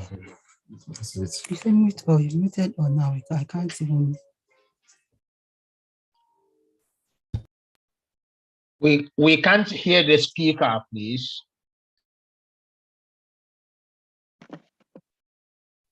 Yes, you are muted. You are muted. We can't hear you. You are muted. Unmute yourself. Unmute. Okay, I've unmuted myself. Kaduna, even in Kaduna where they are killing them every day. Every day you open the paper, you listen to this 63 dead today, 23 dead tomorrow. Have they left their land? They have not left their land. Even the people in IDP camps in Borno, they went back to their land. So it was not a walkover that Buhari and El Rufai promised them. So that is the problem. Everybody stayed on their land and fought back. And so that is what's causing all this problem now. And that's why we have to go into transition, delegitimize that constitution, let them realize that we did not make that constitution. And because of that, everybody takes back their sovereignty. And the following day, we all sit down and decide, do you still want to be part of Nigeria? Or do you want to become a nation with your next door neighbor? Or you want to stay on your own? The question and the answer belongs to you completely. Ninas has got nothing. Once that constitution is down and everybody has their sovereignty back, Ninas has finished its job. Ninas no longer has a job to do. Everything to be done now is with the ethnic nationalities. Auntie. Does that answer your question? Or I still need to explain more? I can't hear you now. You are muted. She's muted. Yeah. Okay, thank you. Thank you, Auntie. You did a good job. I want us to stay on this topic, election 2023. It's very, very important because my thinking is before we go far away, we have to know what we are doing and what should be done. Because I don't want it to be a question of, I don't know. I didn't know that we should have done this. So that is why I'm asking this question. Now with Nina. Auntie, please, I've told you, you said I've been here several times. You remember I used one terminology that political parties should close shop. We should stop them. It is we ourselves that they enslaved that is giving them life. Because you see people, like you said, now they are campaigning. People are following them. He said, you see women dancing on the street. Because they don't know what else to do. They know, but they have weaponized poverty. They weaponize poverty against us. Our people are so broke, they are so poor, that for a pack of cooked jollof rice, they will stand from morning till night. I was in Ibadan yesterday.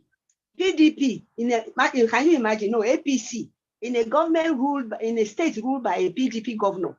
They blocked in the main road, Okeado Road, Bola, just before St. James's Cathedral. They blocked it completely because they were doing campaign.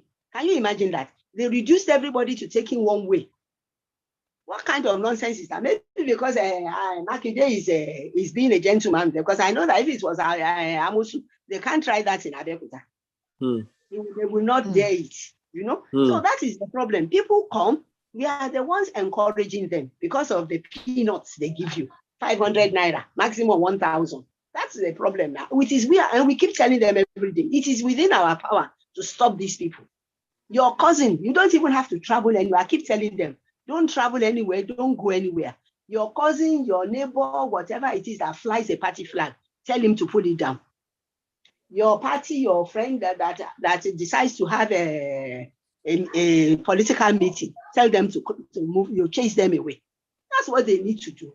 But the people will not do it because they've been made poor.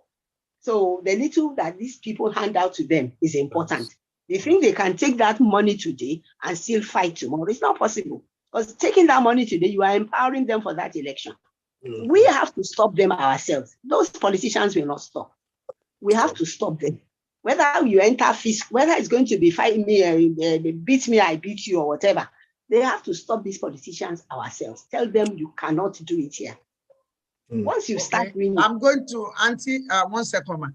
I have another question, but I'm going to call Baba Moye, Professor Adeniran Adeboye, to ask. Please unmute yourself, Baba. Unmute yourself. Okay. So, I am very happy to be here again.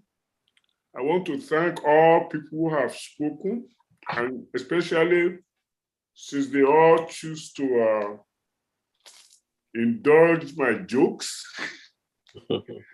I'm going to try not to be too funny. Number one, the Yoruba say, "Ẹ jẹ́ ká ti bí pẹlẹbẹ mọ́ọ̀lẹ̀ jẹ kó lè bá a dùn." In other words, we must go all the way to the source of things so that we can see what followed them. Indeed, Ifa says in a Gbode, ó ní ká ro ọjọ́ iwájú lọ títí ká tó padà wá ro ọ̀rọ̀ ẹ̀yìn wò. We are not supposed to dwell in the past, but we are not supposed to forget it. We are supposed to learn from the past as we try to create a future. Indeed, the arrow of time points only in one direction, from the past to the present to the future. Every time we ignore the present and the past, we seem to be making way for an unpleasant future. and a future that is not directed by information gained from learning. So why have I said that, Simon? Because our challenges in West Africa did not begin in 1960. We were pointed out as the source of slave labor to replace Indian labor in this hemisphere. And the Holy Roman Empire approved it. It was Father Las Casas who proposed it. His father came with Columbus to this land. Ever since that affair, we have been subject to abuse by forces outside our geography, whether that geography is continental, like Africa, or local, like the Yoruba land. We must never forget that those people who have been benefiting from our being handicapped, they only increase their number. Alleged independence in Nigeria may have been no more, and I wrote it in the book, than the appointment of plantation overseers on behalf of foreign powers. We must never forget that.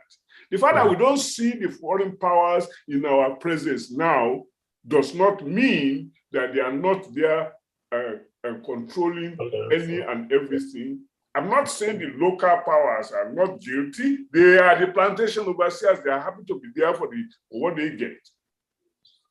Now, in 1953, I was in Standard 3, and they had a census in Nigeria. And that census was rigged.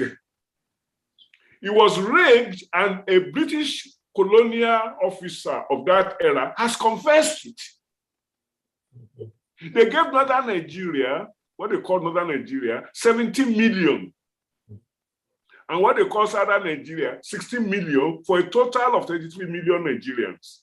That was the figure they released. It was the British colonial government that did that. What did they do later on?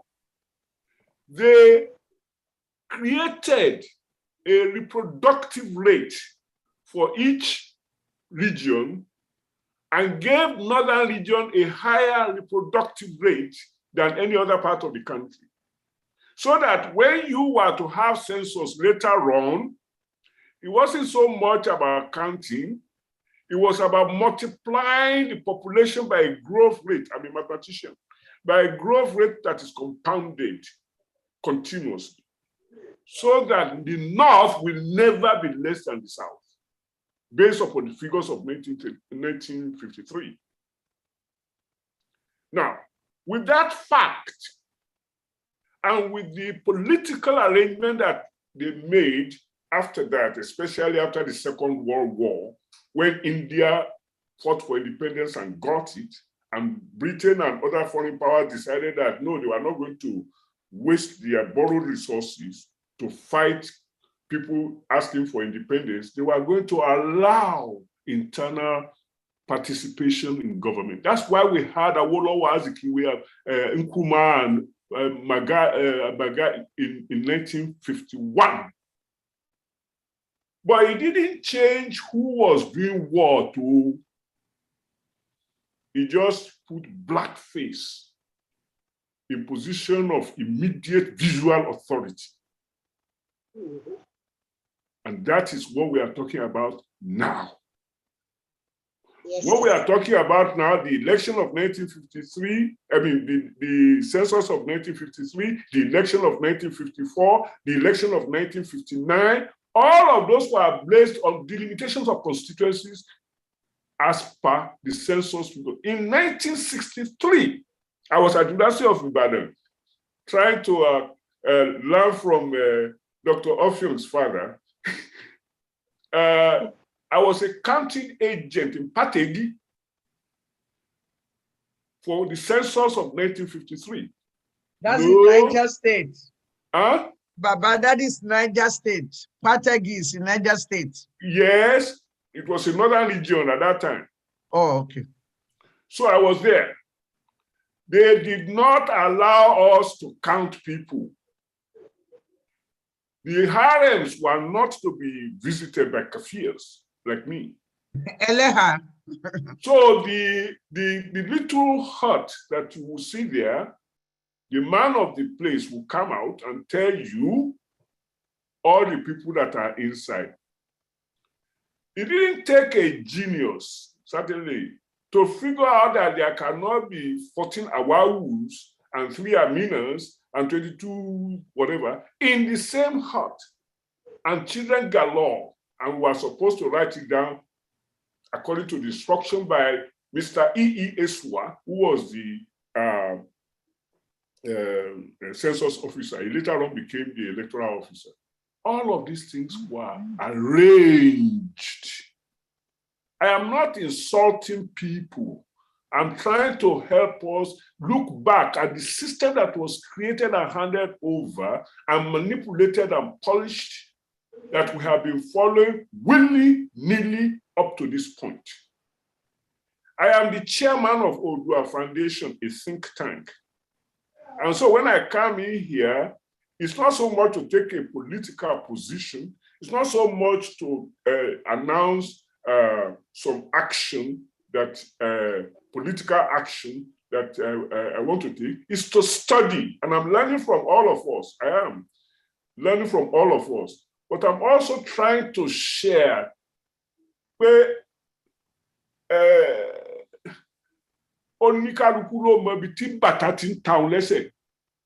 everybody knows where the shoe is pinching his or her foot.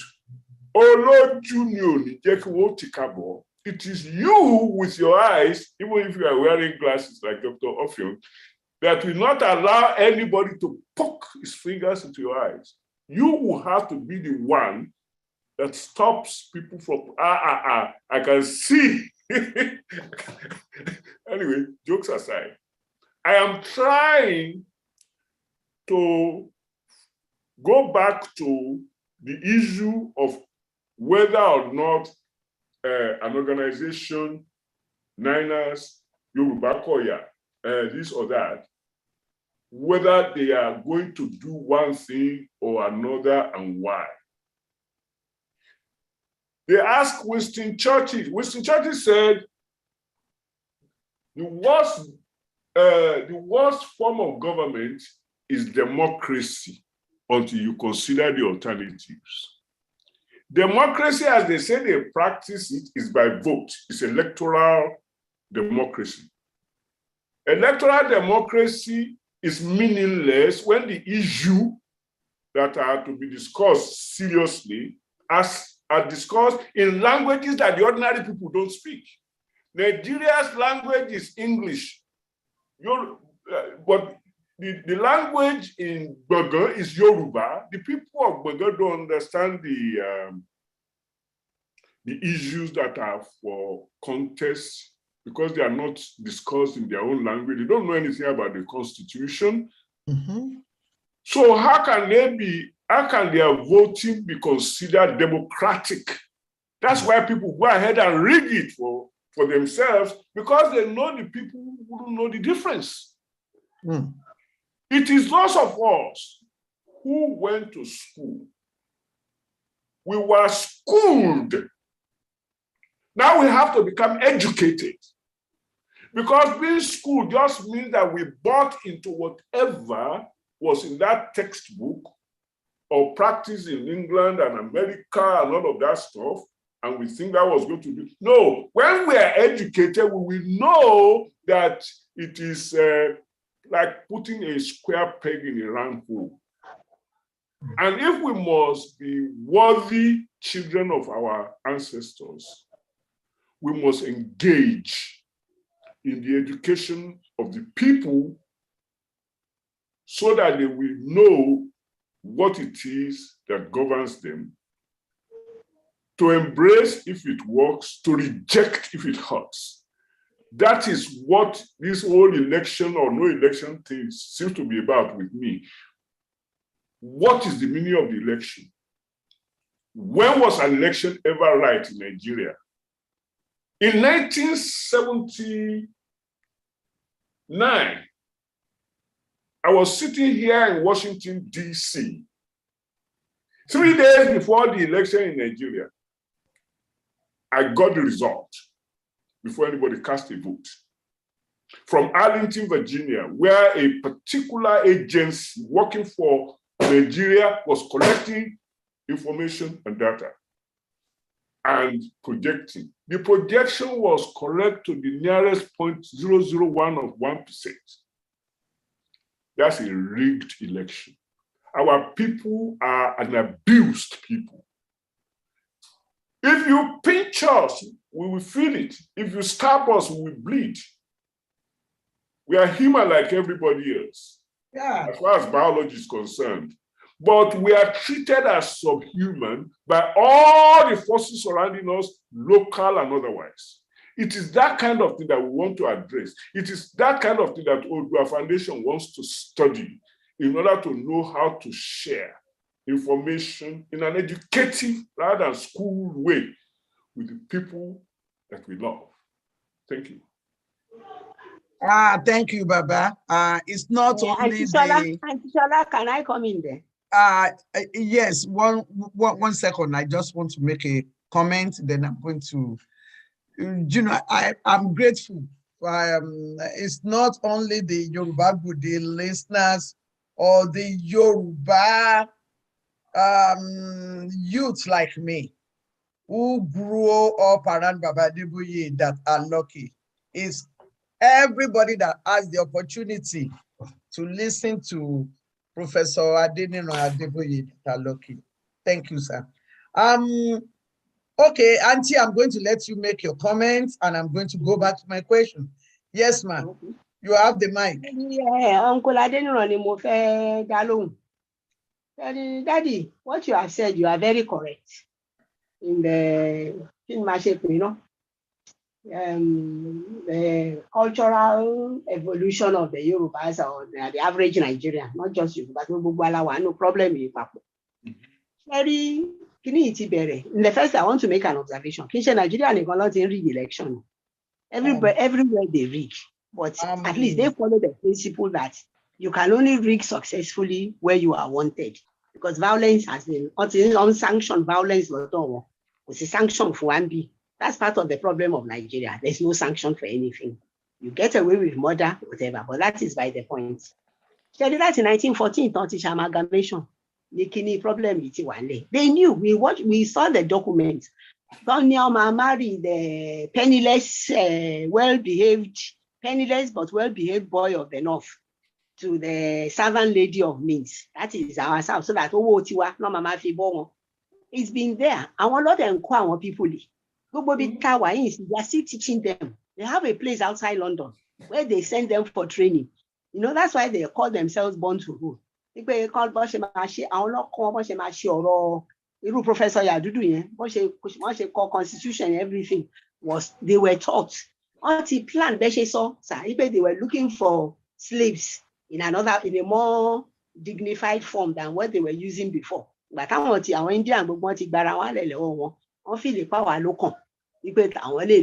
they use the Fulanis against us. What is seen at against one? That even the independence and celebrate in 1960 of again, because Sadana was saying then that this new nation called Nigeria shall be regarded as an estate of our great grandfather. From day one. But we didn't know. Awolowo didn't know. Azikwe didn't know.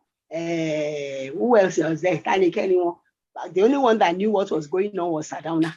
So now, realize it. That's why at the reality we should four kg history that they are more, but what can you do if you keep referring to it all the time? Oh my father, they say because of what they have gone through. No Nigeria. During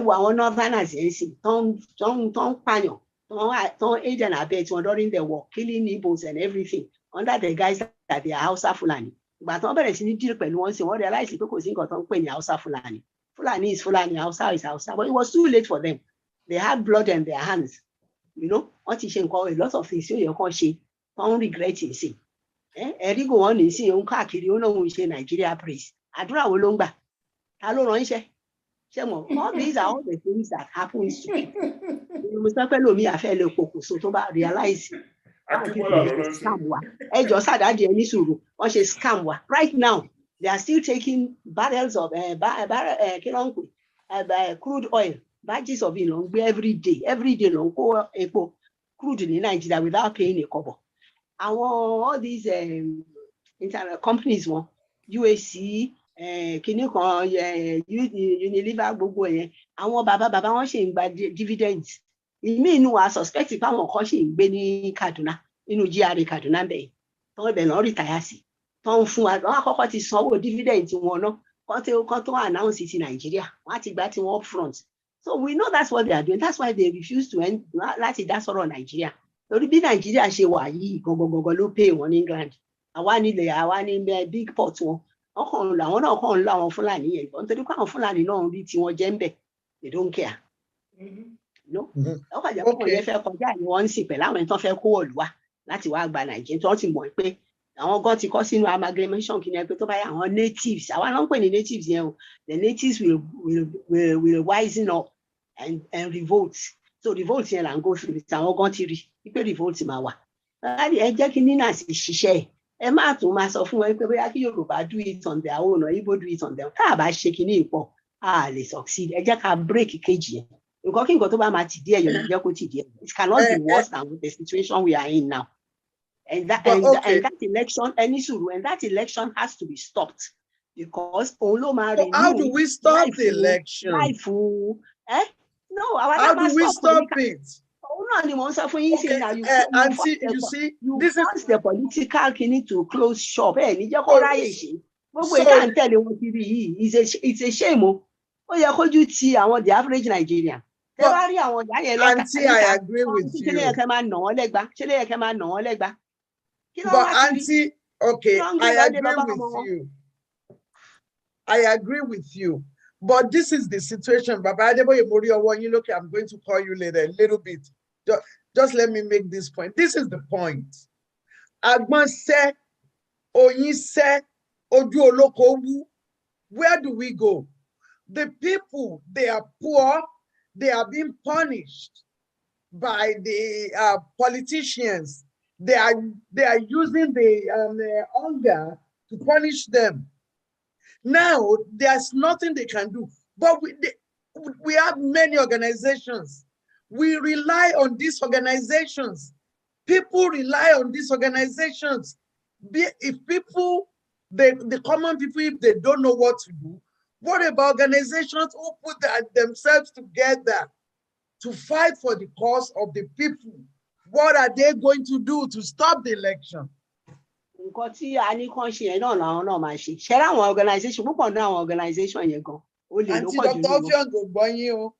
Okay, sorry, my brother. All those organizations too, they are not serious. They are not serious. A lot of them are there to see if they can a lot of them are going abroad now on their passports, on their currency for a country you have not yet fought to achieve.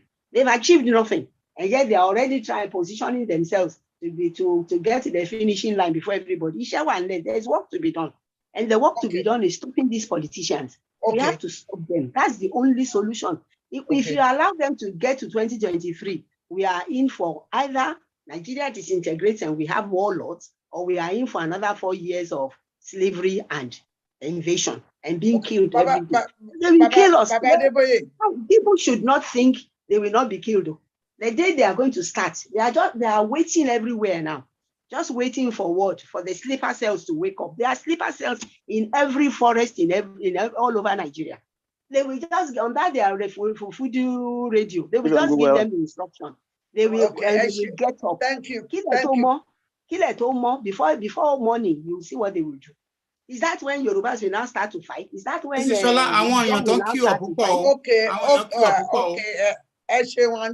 Baba, I'm going to call everybody. Baba Deboye, you want to go? I just want to correct. I'm not criticizing anybody. Please No, mute sir. everybody. No, sir. I'm not. I didn't say you are criticizing us. I agree. Okay. I mean, I have to get everybody muted. Until let me take something from Baba Adeboye, then we will go. Baba Adeboye. Oh yeah, please unmute yourself. I have to mute everybody. Yes, Shangbomi. Yes, we are hearing you, sir. I have not criticized any organization or, for that matter, any politician. All I'm doing is learning and perhaps also sharing. What I want, if the question about election is so hot and we are not able to get an answer about how to not have an election or how to have an election, maybe the answer that is in people's mind is not something that they can publish. But let me just put it more succinctly. The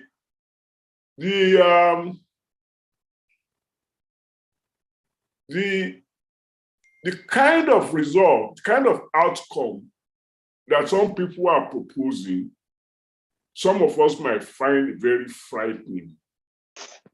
They say the man with the gun has always been the majority. Thank you. Thank you, Baba Adeboye. Dr. Afiong. Dr. Afiong, I'm going to take a few more from you and from Dr. Fashakin, then I'm going to call the people who want to ask questions. We can't see your face, ma'am. You can't see my face? No. No, doctor.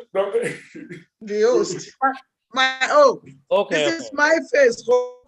Beautiful face. We want to see. Thank you. Okay. So, yes, Doctor. So, Haja, do you have any specific question? Because I have a few things to say. Yeah, I saw you raising up your hand. That's why I call you. Oh, I was actually. But I want us to make it in pieces, just a little bit now and later, so we can take more questions, because maybe some of the things that you are going to say is going to come up in their questions. Okay. So, but Adeboye's hand is permanently up. You need to lower it. I just did. Okay. So I was saying, in the midst of all of this, in the midst of this interesting kind of election that we're about to hold in Nigeria, I have witnessed, I mean, if you look at my age, I've witnessed a lot of election in Nigeria, like a lot of us here. I have actually participated in one. When I left, I took a leave of absence from my job in New York and went to run for the Senate at the suggestion of former governor of Akwa Ibom, Obon Victor Atta. So I have a sense of it a little bit. I have a sense of the of this election. So I'm going to do two things. Number one, let me just state clearly about us, because yes, election is kind of going on. Nobody knows the results. In fact, Dr. Adeboye said something interesting. There's some stuff people are talking about that we can't even talk on this forum now. There is anger in the land, election or no election. There is anger that is going on. So I'm going to quickly say two things. Number one, we, Ibom People's Republic, Ibom People's Movement, that is essentially sponsoring Ibom People's Republic, we are working very hard. I think we are getting to a point where we will be able, at some point, to tell our people when to move and when not to move. Thank you. We are getting there, but we act. Are we going to come to the public and talk about everything? No. If you look behind my back here, that is the flag of Ibom People's Republic. That's the flag. What we've done, we have constitution in, going on, the process of getting our own constitution together. We have the outlines already. We have, I don't remember who it was. Was it Dr. Olukoya who mentioned about language, for example? No, it wasn't. It was Dr. Adeboye who mentioned about language. our constitution, as far as we are concerned, if our village woman cannot read it, we are not publishing it. It's not going to happen. The village, if the woman need to be able to read that word, I will not be part of it if we have an Abacha constitution in the Igbo People Republic. It's not going to happen. Our village woman has to read it. If that woman does not know how to read it, we will have someone teach the woman how to read, which I don't think is the issue. A lot of our people can read the local Ibibianang language, our languages in Akwa. So that's okay. So we have that. We have other things that we're doing that we are very, very confident. For us, at this point, it's not a matter of joining or not joining anybody. We are not waiting for orders. We are not waiting for people to tell us, oh, well, now everything is ready, come and form your republic. No. We are going to be prepared to declare Igbo People's Republic to everybody's surprise. We are working very, very hard day and night for that when that time comes. So what is left now is for us to try to form alliances with other nationalities. I can't want to hint people here. I gave you the example that I was in the Soviet Union when it broke up. The issue was not deciding land area, this area, that area. What you do is you accept everybody that is coming. We accept everybody that's saying, look, and I'm a Igbo people. I am a national liberation movement. I'm not coming to question you. You have subgroups. You are a movement, you are a movement. Let's go.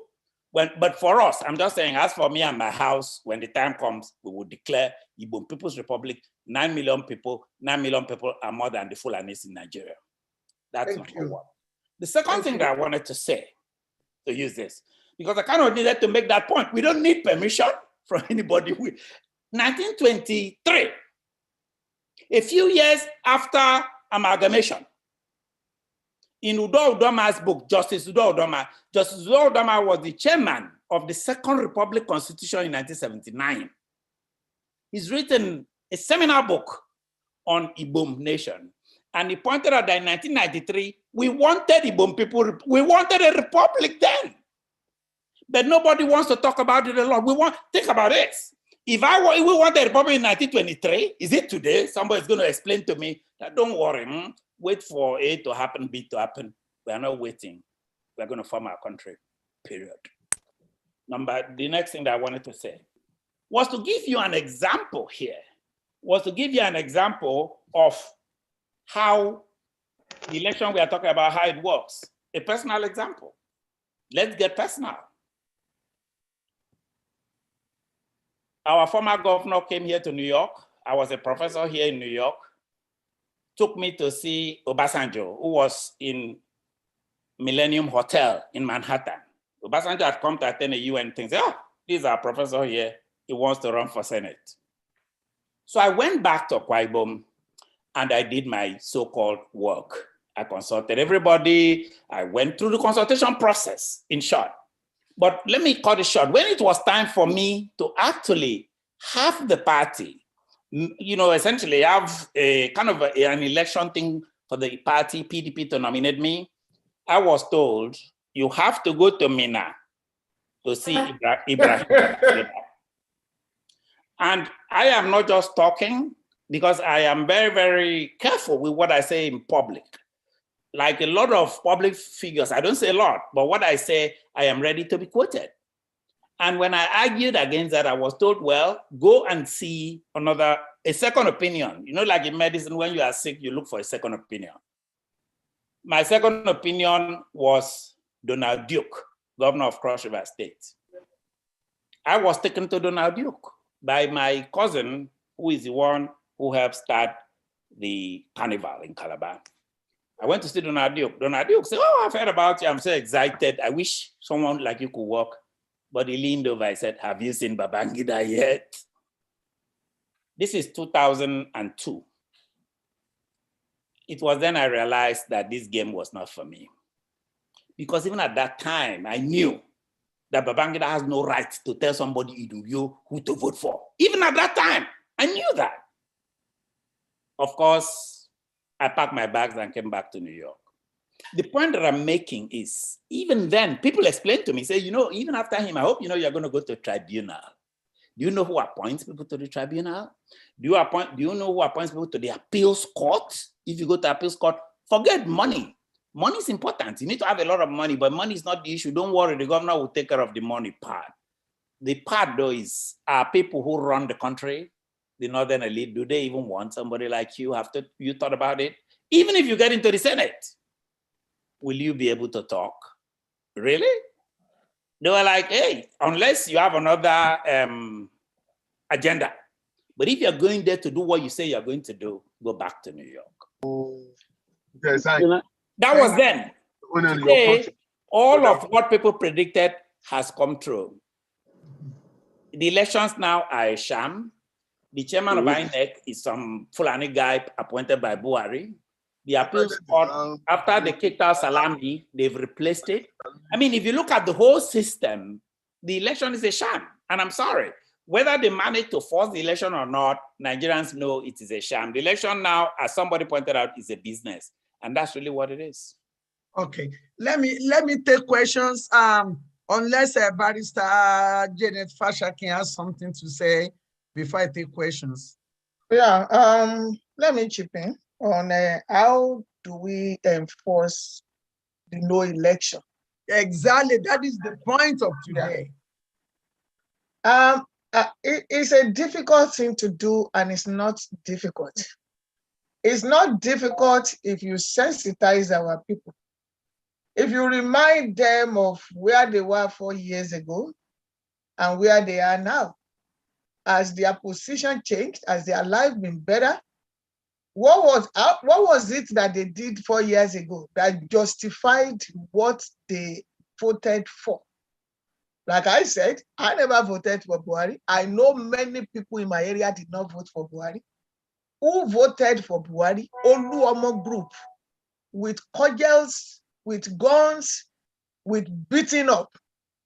So if somebody comes to me and say, don't go out to vote, why will I want to go out to vote?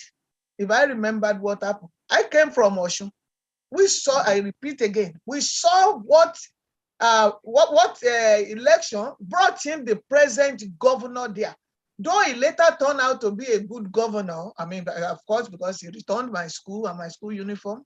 So because of that, I can say, yeah, he has scored some point from me. He gave us a university now in Gesha land. Okay. But how did he get there? I mean, can you use what he's thinking to produce what is pure?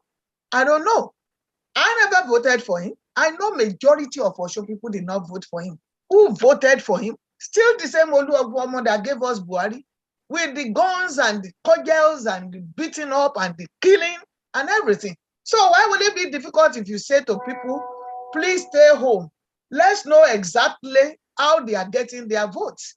If you stay home, and if you know your vote doesn't count, and you stay home, and they come up and say they have won, then we know how they won. We know who voted for them. And part of what they say make people to come out is because of what they're going to eat.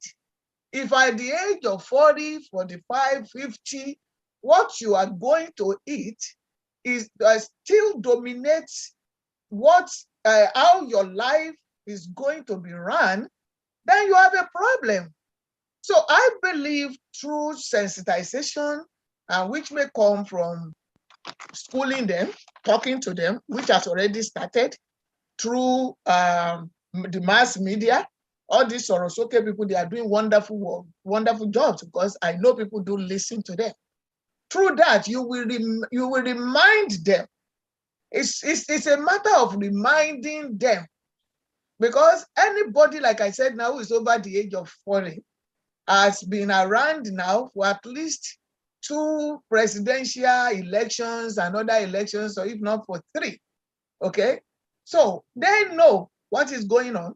And if what they're going to eat supersede how their life is going to be run, which was why they met themselves where they are now, where they are getting raped, they're getting their neck cut off, they are getting their children kidnapped, they are paying what they did not, money that they can never make in their life. The Fulanis are asking them, Buhari is not telling us where all this money that they are taking for ransom is going. We don't know which bank is taking it from them. Or are they putting all of these things inside the bucket or inside the wara something, which is wara that we know them for? Where are they putting them? And nobody is asking. Nobody is talking of even refunding whatever it is they've taken from people in terms of ransom. Does anybody realize that if a Yoruba person kidnaps anybody today, they will be quick to locate the Yoruba person? But the Fulani that has been kidnapping for so long, nobody seems to know where they are. And yet they are in our forest, but we don't know where they are. That's what they're going to tell you. The other one, the other one in the north, what's his name, was saying, "Oh, we know we are chasing Igboho because we know him to be the head of the people asking for Yoruba nation. We are chasing the IPOB leader because we know him, but we don't know the leader of the bandits because they are only doing their business." So in a country like that, and they are calling you to come and vote, and you are still asking, why shouldn't I vote? Go out and vote. So what is it that we are saying? That we are still afraid to say people should not vote? You vote, you should not vote. Please. I think if people, what is this voting we are talking about? No voting. And that's what it is. Anybody that goes out to vote in your area, I can do it. What is it? And a very Shani kan jẹ ìyà kú láyé tí wọ́n ní kí Yorùbá wá jẹ ìyà ni. Àbọ̀ ló ṣì kó ta Yorùbá pa. Gbogbo wa fọ́ sókè òkun. We are all scattered abroad like àgùntàn tí ò lólùṣọ́. Look at Baba Adébóyè with grey hair. He dare not go home to Gbọ̀ngán. Kán lọ gbé wọn bẹ̀. And then you're going to be saying, don't vote, don't vote, don't vote. Look at me, I know the age when I came to abroad. I've been here for 30-something years, for God's sake. Monica lost his school, I lost his school. Monica my dog was stays, if you don't stay, I born on so bileno. You will be abroad. You're in this cold and in this something. Yeah. And then you're going to be sad. Am I vote? Vote. And you am I vote? You can't vote. You want go work? Am I vote? Come on, Dave. Anybody vote? Thank you. I heard you. Thank you. I'm with you on that. Thank you, everybody. We are talking about election. People are looking for direction from the organizations. We have so many organizations. When they call you to come and donate money, to come and contribute money, ask them what they're using the money for.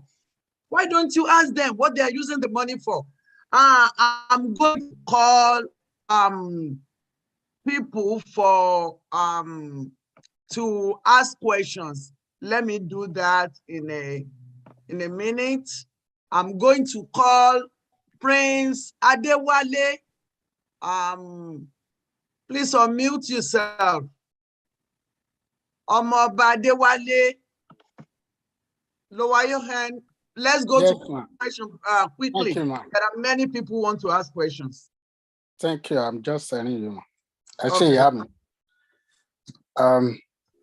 My question goes to our mother, Mrs. Folashade Mamawa Ekuralema. So, I'm going back to Nina's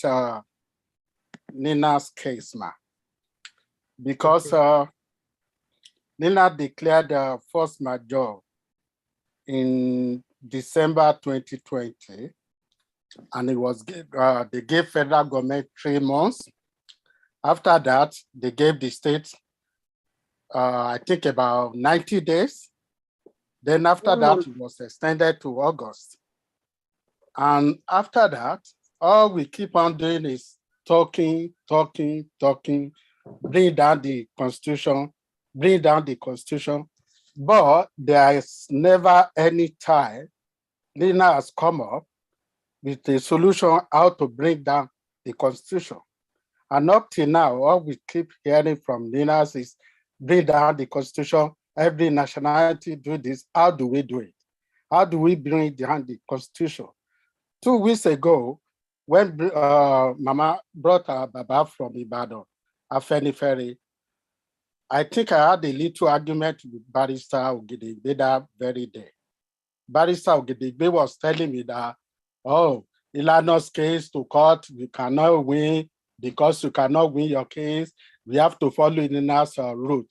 Then I asked him which way, what way has Nina paid for us to follow? But he couldn't answer. And I'm happy you are here tonight, Moon. Edo, which way, Nina's way to follow to bring down this constitution that is giving us trouble? Thank you, ma'am. Thank you. You know, I've already told you what it is. We need to stop these politicians. Our main problem is that constitution, because it's the constitution that gives them power over us. It's the constitution that makes them carry AK-47, and we cannot carry AK-47. That no governor can equip his vigilante with AK-47. It gives them total power over us, and they don't owe us any explanation. I just wish everybody can go and buy a copy of that constitution and read it. You will see that it is not the Fulani child, it is not the whatever that is our problem. Our problem is that constitution. We have to break it. We have to bring it down. We have to delegitimize it. Okay, but Auntie, let me ask constitution, you, what have you been able to do so far? The constitution the life of it is renewed every four years by elections. It is that election we are planning in 2023 that will renew the life of that constitution for another 4 years. And in renewing the life of that constitution, you are giving the Fulani cabal another 4 years, minimum of another 4 years, to complete the conquest of Nigeria, which is what they want. So why do we have to give them that opportunity to kill us? It's us they are going to kill now. It is us that are going to destroy our homes, burn down the houses, kidnap, as you see, they kidnap children. Look at the poor woman that had to give birth in captivity, and they brought her doctor. Where did they get the doctor that came from? So people know where they are. They know what they are doing. Please, you have to accept this narrative that these people know what they are doing. And the only way to stop them is to not to allow them to get another 4 years to renew their contract with us. Because it's a union agreement. A constitution is a union agreement, which we are fighting that we did not make it. So that is why we have to stop the election. And the only way we can stop the election is to make sure that these political parties do not go near, do not get a chance to have an election. And that's why I'm saying that if it means fight me and fight you, we will fight. Eh? How do we do that, man? How do we do that? You do that by stopping them. I've told you now, but people don't listen. We keep telling you, you don't need to go anywhere. You don't need to do anything. Every one of us has a senatorial office in his area. We have a rep's office in our area. We have a local government chairman in our area that carries party flag. That is now Oluoma is waiting for somebody to cut his neck off. Oluoma is waiting there. All these people are waiting there to cut your neck off. Like my auntie Janet has said, do we have to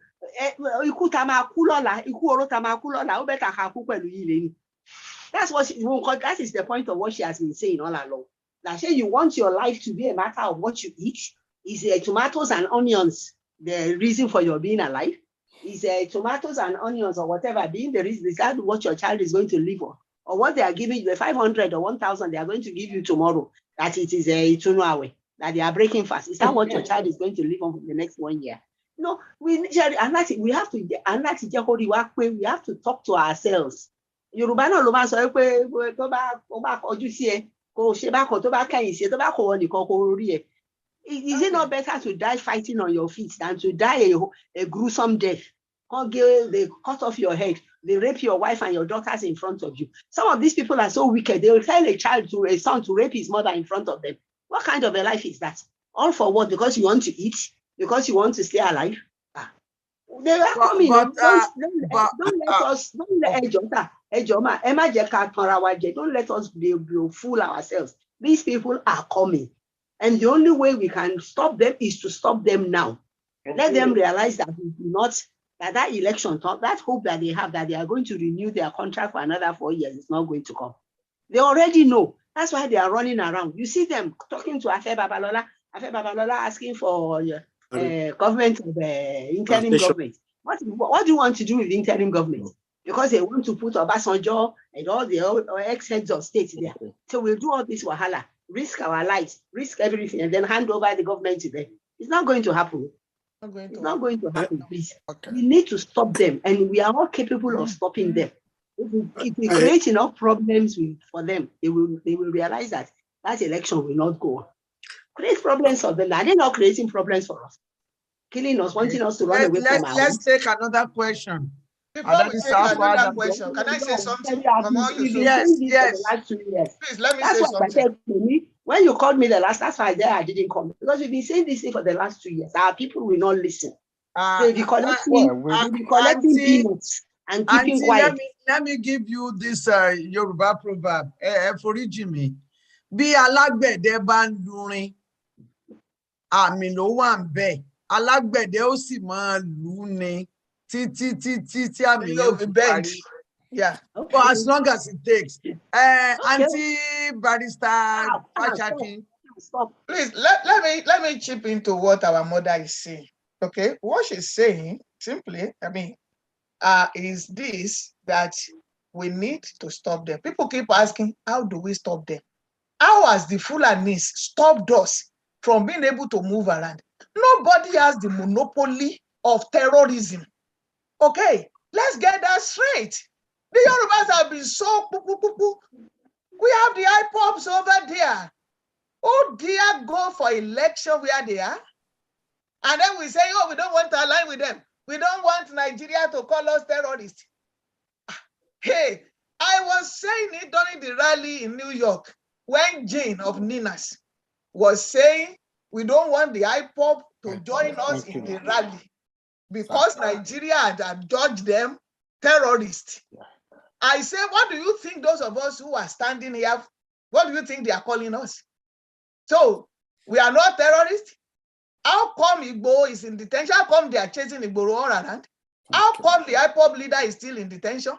How come people cannot speak up in Nigeria if they are not a judge terrorist? If you are not a judge terrorist, you should be able to have the right of free speech in your own land.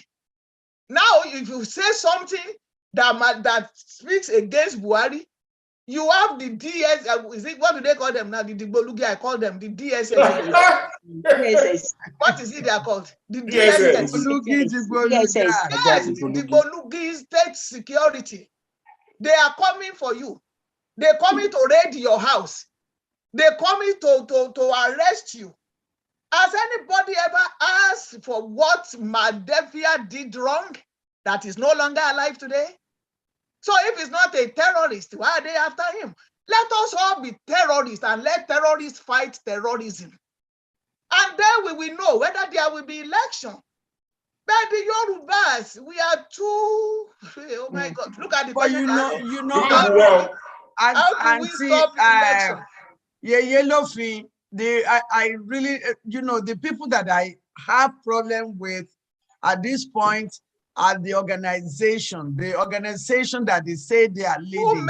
Who made up the organization? Okay, but they are getting money from people. They are conversing. So what are they doing to take the lead, to lead the people? The organizations that I belong to, they are not taking a dime from nobody. They are actually contributing. Okay, money. So are they leading? Are they telling people what to do? Yes, they are telling people what to do. That's what I told you. We have people in the grassroots, okay, schooling people and telling them which way to go. Okay. When the time comes, you will find out. There is a limit to how much you can run. When you talk about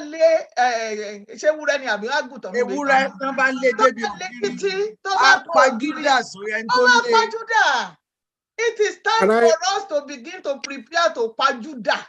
Nobody has the monopoly of terrorism and harassment. DSS. Okay. Family.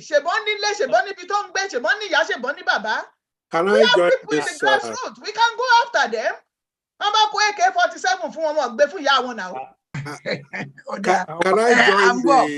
join please, we're going to have a 1 minute break for Yoruba Gbode advertisement. 1 minute, and then we'll come back. On time, oni anje. We're taking this quick. I'm going to take everybody. I'm going to take their questions. But but let me just make this advertisement. The Yoruba Gbode Institute of Yoruba Language, our class is going to resume. So if your child or your wife or your husband is still not speaking Yoruba and you think that is fun, that is no fun, please call to register. We have actually extended the registration. We were supposed to start school on the 10th, but now we're going to add another 2 weeks so people can register. That is very, very important.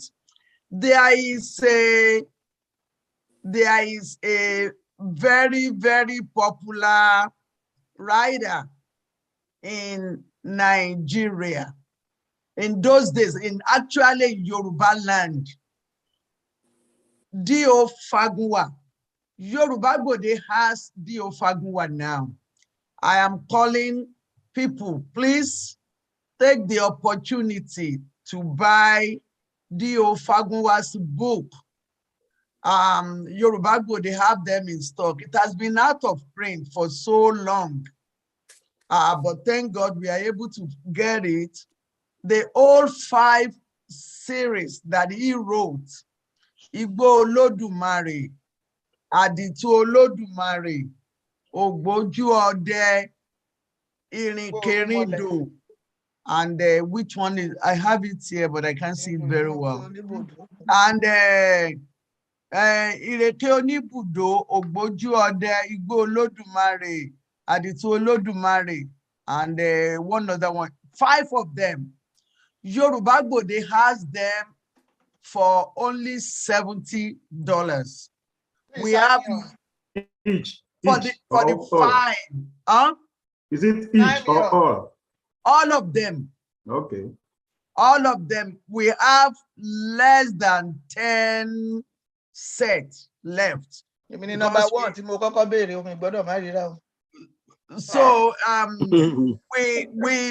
did the advertisement on WhatsApp. We wanted to do it on Yoruba Gbode, but people have been buying it so much on my WhatsApp that we decided to keep the rest for listeners on for audience of Yoruba Gbode, because those are the people, I mean, that really take Yoruba serious. That is why the audience come here every Sunday. So call to order your own copy within a few days, and then you will get it after payment. Thank you so much. And we are also calling for a donation. It is money that we use for all these things. Talking, everything. Every day Zoom is just increasing our money because they know how popular this your program is. So please help us. Nothing is too small. We will take the donation. Help us and call the usual number 860-371-9367. And if you want these books also, it's the same number that you will call. Thank you. That is the Ipolowo Oja from Yoruba Gbode, which they say is Agunmu. Thank you. I'm going to call, okay, I have my Amuye, but let me do one thing. Let me call somebody from the audience, then I will call one Amuye, and again, somebody and one Amuye, so that they won't think we are monopolizing this program, okay? So I'm going to call you, Sir Ed Akpaita. Please, if I don't call the name right, can you correct me? I don't like to mess up people's name. It's very important. Thank you, Madam. You pronounced my name well. It's a privilege for me to be a part of this meeting today. My leader, Professor Ofiong, I'm from Akwa Ibom State, and I live here in the US. You know, we've been debating about stopping the upcoming election. The lady there has said that, you know, they've been telling people that they should not go out to vote. I'm looking at can you all see me? Yes, we can Okay. see you and we can hear you. All right. I'm looking at, NENA is somehow established, a well-known organization. Now, we have states in the Middle Belt, the Southwest, the Southeast, and the South-South. In the US that most of us live, we have what they call lobby. If NENAs really wanted to get the Constitution to be stopped, so that election ought to be held, so that to be nullified, to me, I would think that being a well-established, a well-known organization should really target the National Assembly and the Senate. I mean, when you look at the states from the Middle Belt through the South-South, how many senators, how many members of the National Assembly do we have that if we were to target them and tell them that this is, most of them know that this Constitution is not worth paper written on, that we want to stop the Constitution. I think that's what they should be focusing instead of really nobody wanting to take responsibility. We say that they gotta stop, but nobody who's going to, I mean, I just want to say that NENA should think about redirecting their focus on the National Assembly and the Senate and target our senators and members of the House of Reps. They are the ones, they have the power. We have, when you add them up, there are more than 2/3. So they have the power to stop that Constitution. I think that's probably the area we should focus. Thank you. Thank you, sir. Thank you. Okay, now I'm going to call one number. Thank you so much, Alagba Ed Akpaita. Thank you so much. Baba Denin Adeboye, what's your question, sir? Or what's your contribution at this point? Eshe, thank you very much. I just want to share 2 points very quickly. In 1964, there was an election in Nigeria in December. I was a member of the action group, and we had something called UPGA, United Progressive Grand Alliance. The leader of the UPGA was Michael Opara. Awolowo was in prison. The deputy leader was Mrs. Awolowo, and then other leaders like Bola Ige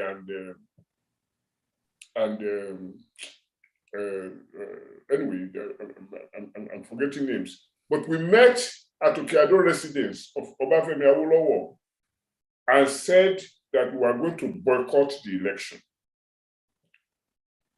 Boycott the election, and that was supposed to teach Nigeria a lesson.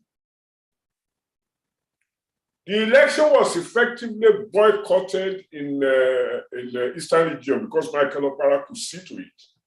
It was effectively boycotted in the Midwest because Dennis Osadibe could see to it. But it wasn't boycotted in what was called Western region at that time. Because the party that was interested in the election, Chief Akintola's party, made sure that there was no official boycott. However, people did not go to vote.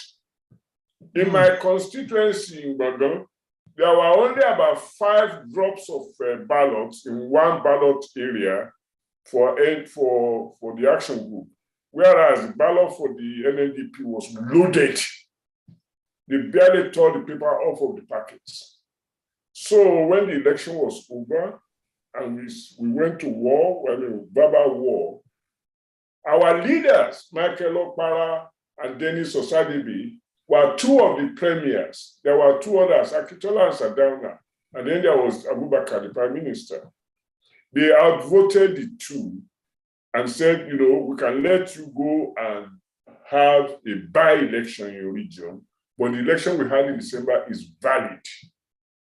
And so I'm telling this story in order to put in context the meaning of boycotting. Yes, if you boycott, It doesn't stop the powers that be from announcing a result. But that's not what we are afraid of. If I understand the guest correctly, that's not something to be afraid of. That's something to prepare for. The very next year, 1965, October 11, there was an election in Western region. And Chief Akitola was running as premier, and I try not to mention the name of what I'm going to say. One of the leaders of his party was going around and saying, whether we vote for us or you don't vote for us, you are in. But this time around, it was clear that the people were prepared.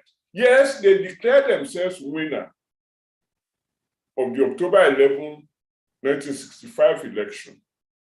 But the people did not accept that. I was still at the University of Ghana at that time. People did not accept the result. January 15, 3 months later, everybody was gone. All I'm saying is that at the end of the day,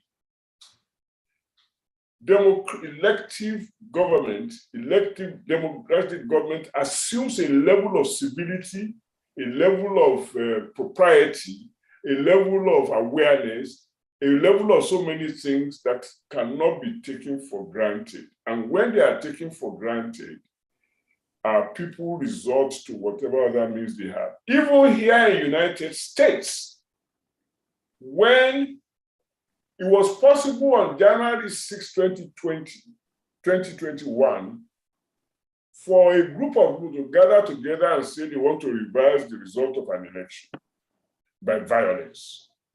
I'm not saying they were right to, I'm only saying at the end of the day, there is an assumed civility or ignorance or whatever it is, or unreadiness to confront. Government is always there by the acquiescence, not the consent, by the acquiescence of the government. Yes, sir. Eshim Baba, thank you so much, sir.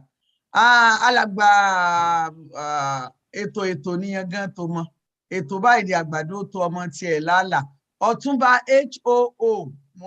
I've seen your hand up for a while now, so you can ask your questions, sir, quick, so we can call other people. Well, maybe I will suggest that the longer we have put our hand, be generous with us to contribute. No, sir. I wish it can work like that. All right, that's fine.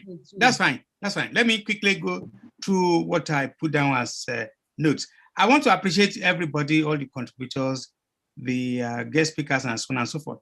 But one thing I find that we have not been addressing, which has always been a problem. And I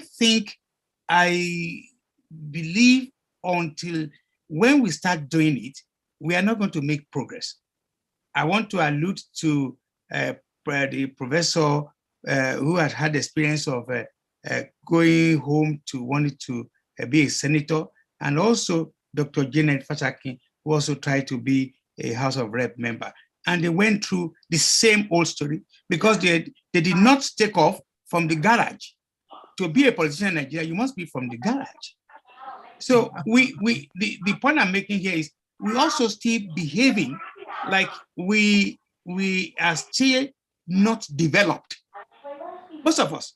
And unfortunately, some of our leaders and so on, that we still behaving because the bottom line of this issue of don't go to vote cannot be removed from the moral aspect of life. We have a situation where these people, the politicians who are trained from the garage, still want to insist to continue to coerce, they want to continue to be in power, to continue to betray, continue to take advantage the gullible members of the society, the Nigerians. They want to continue to do what they want to do, on and above. And that's why I'm not for violence in any form or shape.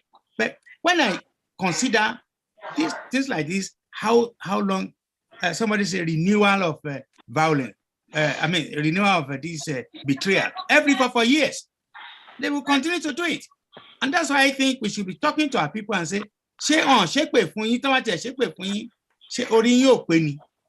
because only just we about my para ya, that is what Dr. Fashaki is saying. No. Is this, yeah.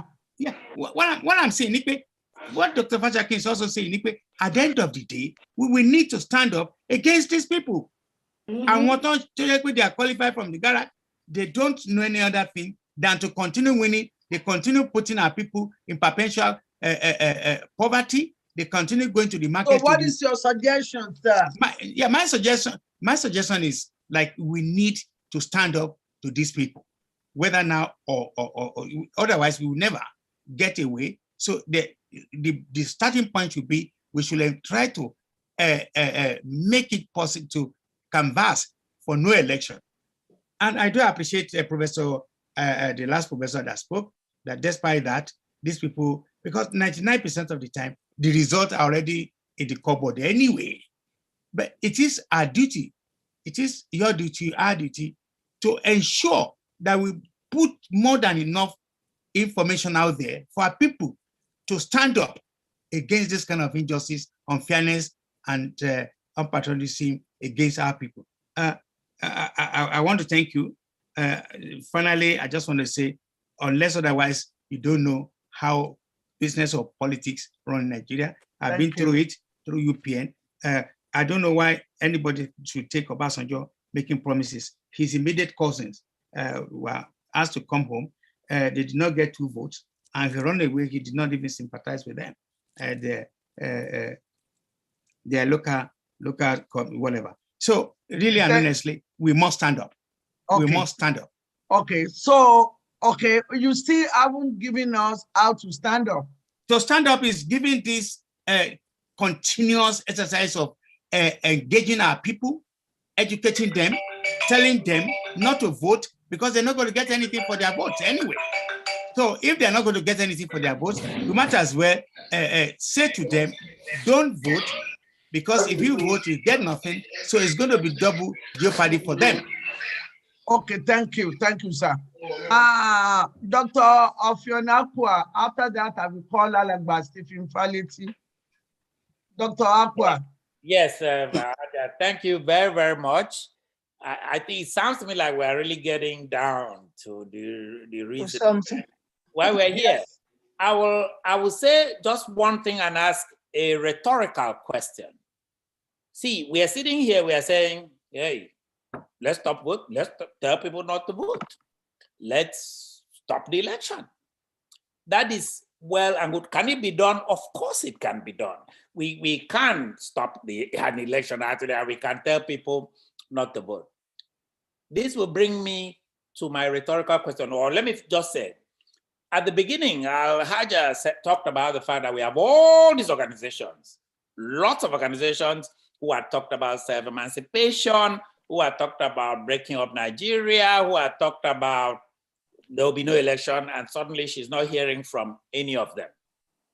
I kind of want to say here that is interesting to me, because when I survey the landscape, I notice that people are talking, we are talking about what to ask our people to do. I consider that very serious. If I'm going to say something as a leader, if I ask my people do this and they don't do this, I feel that I'll lose credibility because it means I've not done my work. I have not worked enough. We talk about sensitization. I've not sensitized. I've not seen how they truly feel. I've not seen that, or I've not done enough work to convince them that this has to happen. This brings me to my rhetorical question. Of all of the self-determination movements, we have one self-determination movement in Nigeria that is able to say to people, don't go to work on Monday. And suddenly they don't go to work. Let's think about that. There is one self-determination movement in Nigeria that actually has an ability, in my opinion, to actually stop this vote. I'm not, I'm not saying one way or the other, but I'm just saying though, that best practices does exist. And best practices does not necessarily mean following the same pathway, because you can yell at somebody and get a result. You can also reason with somebody and get the same exact result based on your own culture, your values, or your organization, etc. But the point remains, there is one self-determination group in Nigeria today that can actually do what we are talking about. They have experience. They've told people not to go to work. They've done all kinds of things that we know that their people are listening to them. That's all I have to say. Thank you, sir. Alagba, Miss, I don't know whether it's Mr. or Miss. Fola Otusile. I thought you said Faleti. Fola Otusile. Thank you, okay, ma'am. Okay, well, let's do Alagba Stephen Faleti here. Please, after that, can I go on? Thank you, ma'am. Can I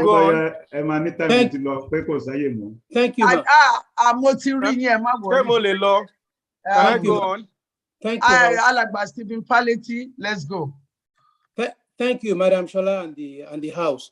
I just wanted to respond to Mr. Apata's comment about NINAS for some clarification.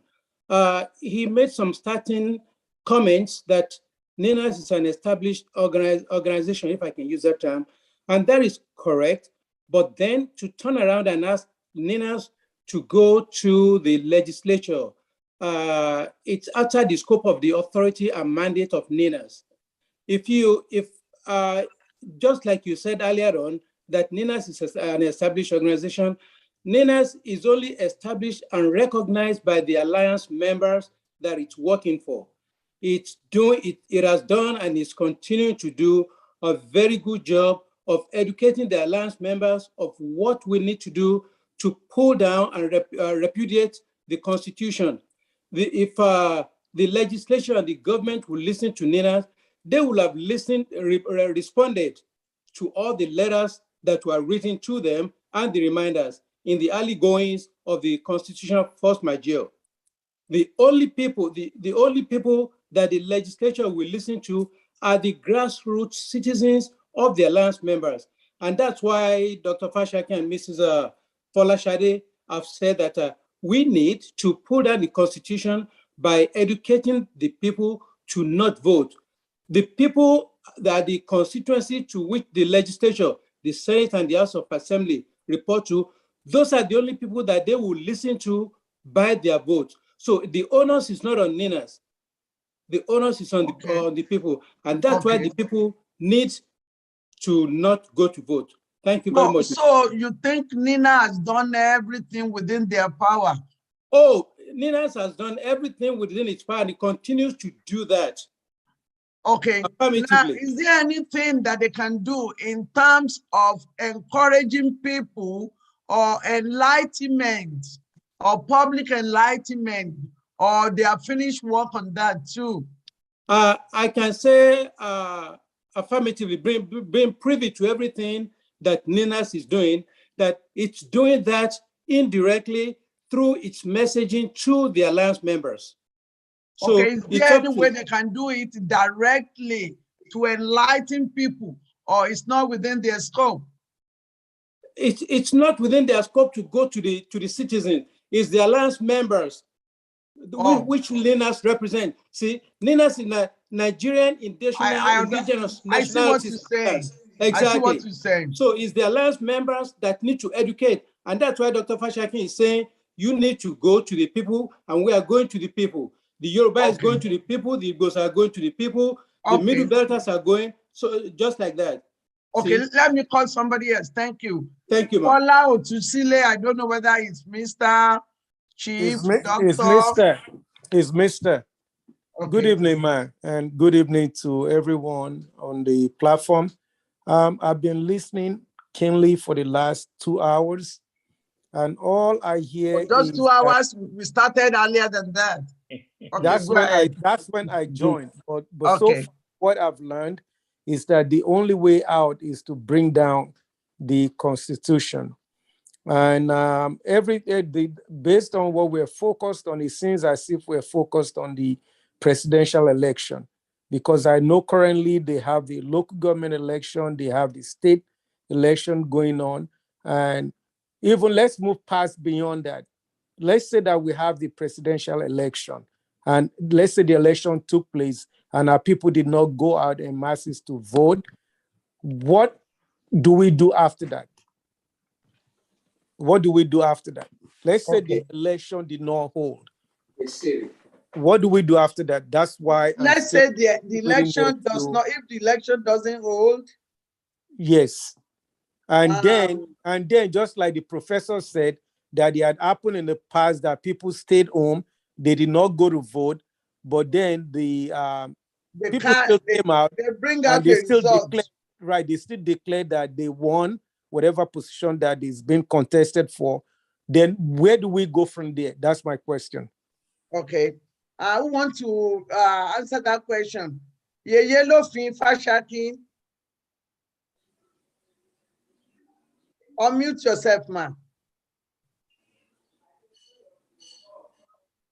If it is a matter of Dibo, Wale, what do people do? Where we go from there is where we have wanted to go. We want to go to our own land. We want to declare. How do we go there?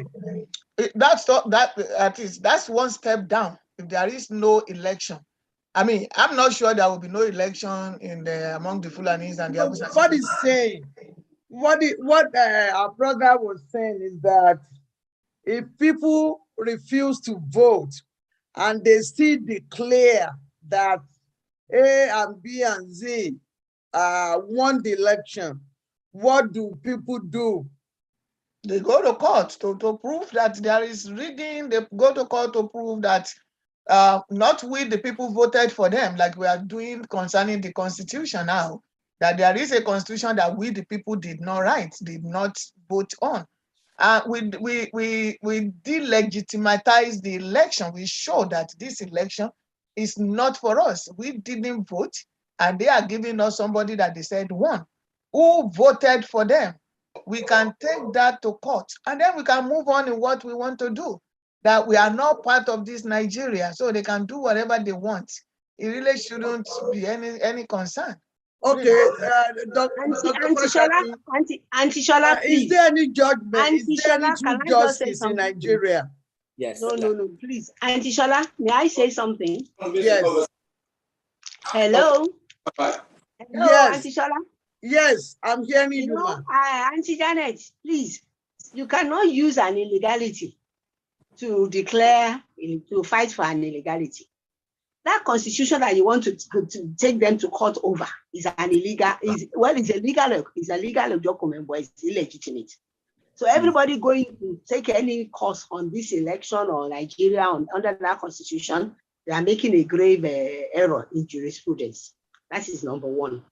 Number two, by the time, if Nina's proposition works, like you have said and everybody has said, we can't put out all our eggs in the open.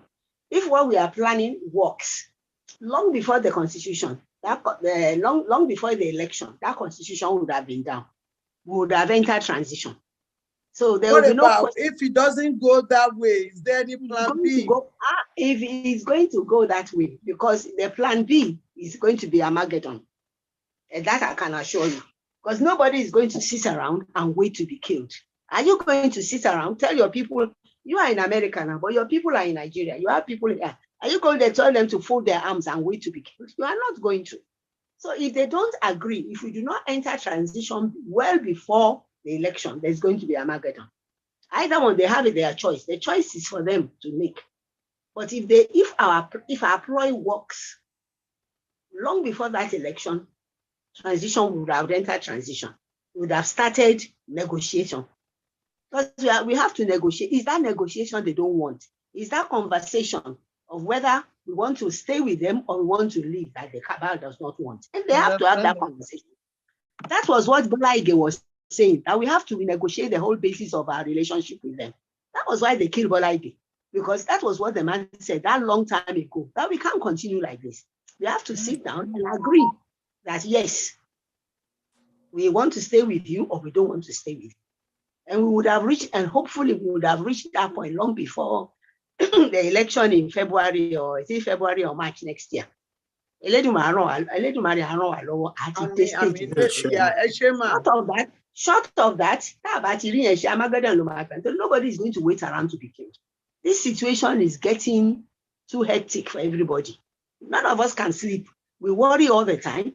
What's going to happen? Suppose we wake up tomorrow and they entered, in Yoruba land now, we don't have small abules anymore. Practically every old abule is now a mini town. Supposing they enter a town and kill everybody there, are we going to sit down and fold arms and say, Kukawa, it's in Oyo State, it's in Osho State? A Yoruba person is a Yoruba person, no matter where you are from. Just like the Igbos are Igbos, wherever they are from. A Delta man and Yoruba is an Yoruba. If they enter their town and kill them off, are we going to sit down there and watch them? So, both for Christians and Muslims. Next year, you say, this time next year, everybody will be sitting free, fair, and solid on their geographical space. Okay. Deciding what they want to do with their life. Okay. Alagba Chris Akingbade, please ask your question. Okay, ma'am. Thank you, ma'am. Yes. Yes, sir. My question or my comments are this. I think, as you said earlier on, that when it is time for somebody to pull, definitely the pull will come out. I believe our people they still have room to be pushed. And that's why they keep on pushing them and they are going, because they still have room.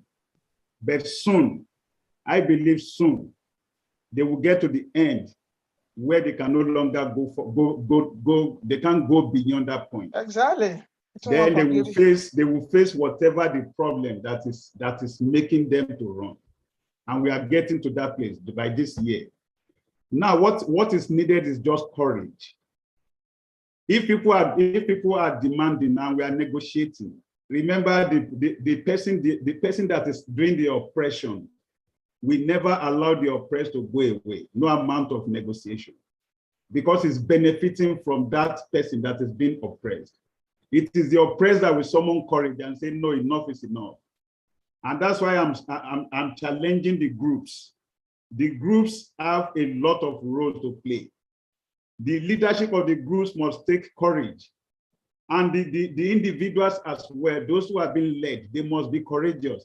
Otherwise, how can 5%, people who are less than 5% of the population, how can they hold the remaining 95% in ransom like this? And they are holding in bondage that we don't even know where to go. A time has arrived that all of us must do something. And that is where the courage is needed. We must be focused. The groups, I think this is the time for them to work together. The groups are not working together. That's why all these things are still going on. Each group is just doing its own on its way. There's no way individually that we can do it like this. I know the scripture says 1 shall chase 1,000 and 2 shall put 10,000 to flight. If all these groups that are championing self-determination, if they can really work together and forget about all those personal egos and whatever that doesn't work for us in all this way, we are going to get there. These people, they just relax because they know we are in a disarray and we are not ready. Courage is what is needed, and we are going to get there soon, I believe. Thank you, sir. Thank you. Thank you so much. That's a very good one. Thank you. And it just reminds me, but please don't ask me to translate this.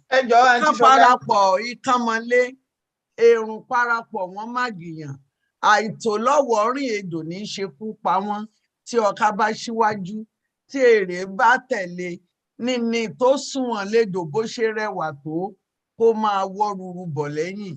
Lè sí lè lẹ́bọ láyà wá kọlu èṣù ọ̀dàrà, ta ló fẹ́ fi kú ṣeré. There is power in cooperation. There is power in unity. And that is what my brother Akingbade just told us now. I'm going to take more questions.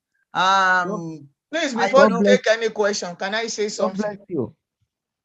Yes, go ahead. We are all students of history.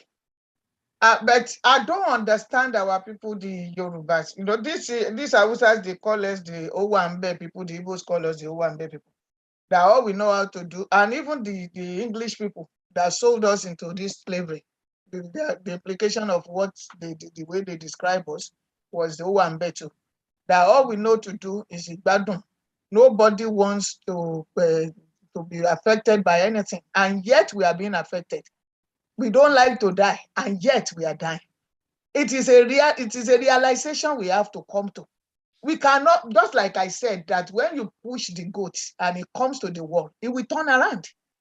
I think it is high time we turned around because they pushed us for so long. That's why I kept saying no ethnic group has a monopoly of violence.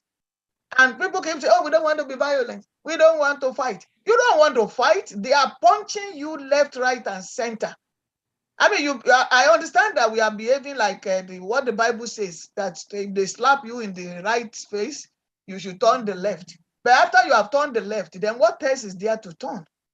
If they punch your head and they punch your back, they punch your back and they punch your front, what is there for them to punch? I mean, have we not heard of what they call the peasant revolt? When it comes to a situation like this, where Buhari has harmed his own people to the teeth, there is still something to do. There's something they call the peasant revolt. You go after them one by one.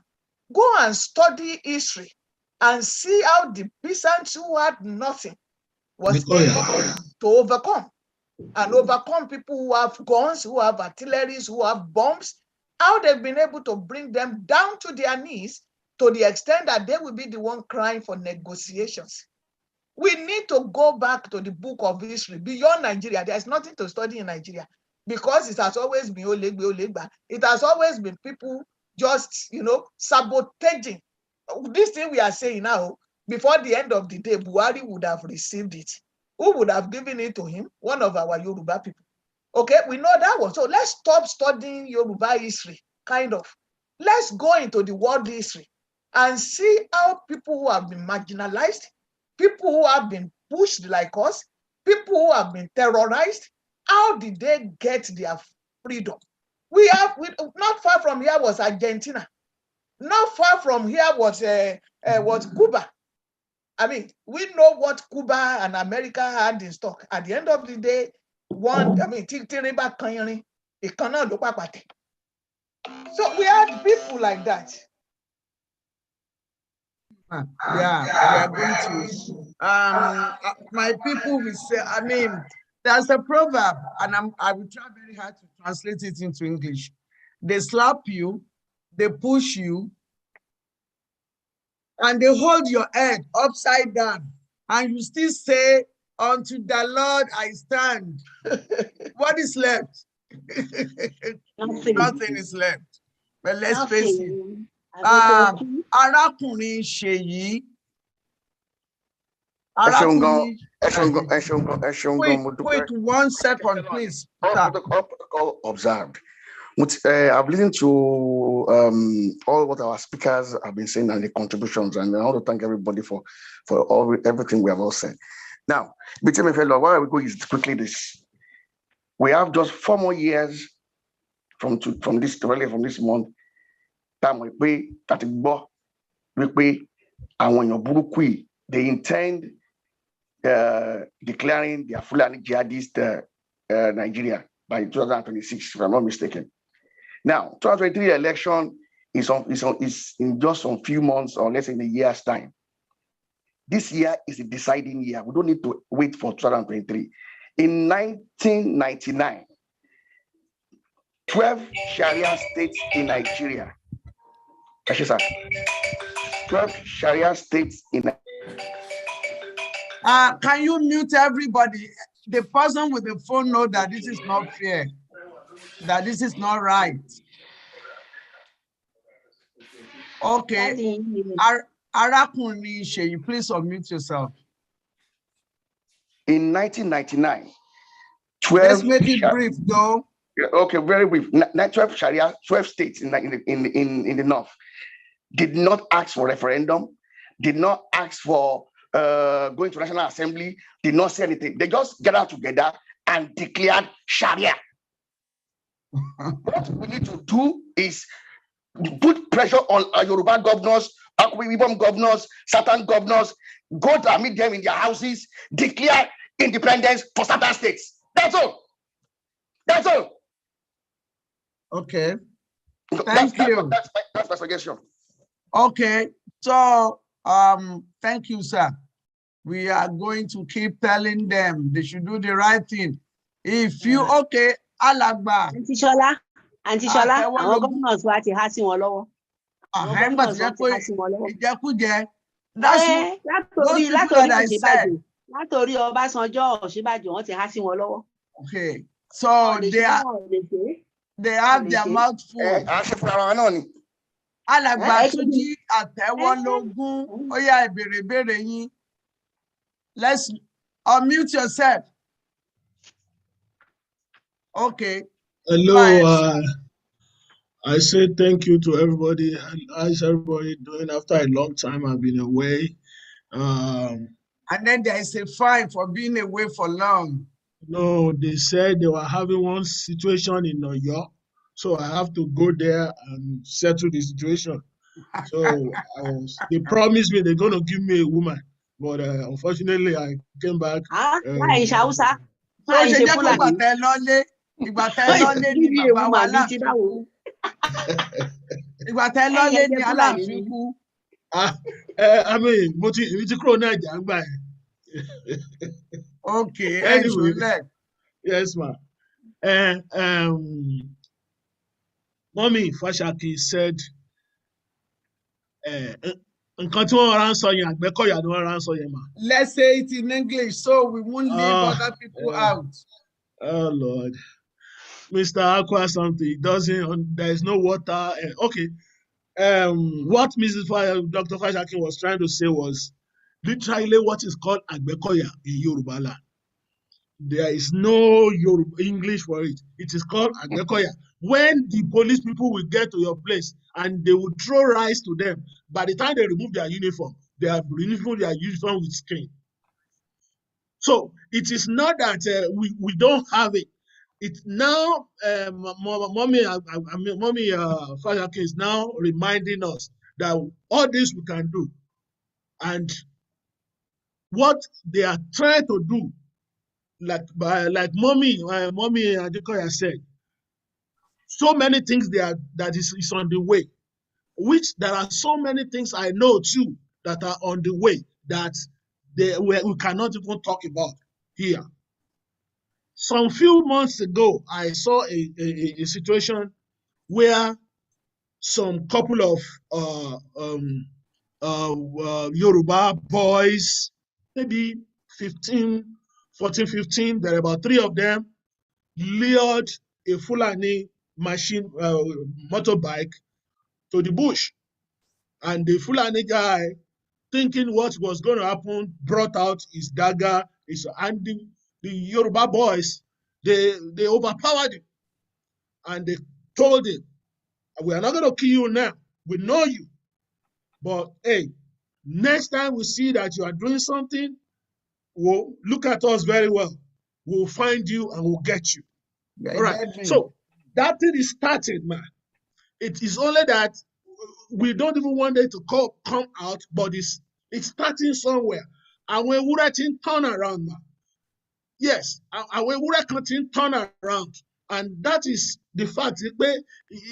We don't have to usually totally bring AK-47, and when that time comes, that is not going to be a problem, right? So the only situation I'm going to ask right now is this: we need people to support this situation. Is going on en masse. That's all about it. Thank you very much. Thank you, Alagba Àtẹ́wọ́lógún. So you are saying that wọ́n ti lé ewúrẹ́ débi ògiri. The goat has been chased to the wall. Thank you.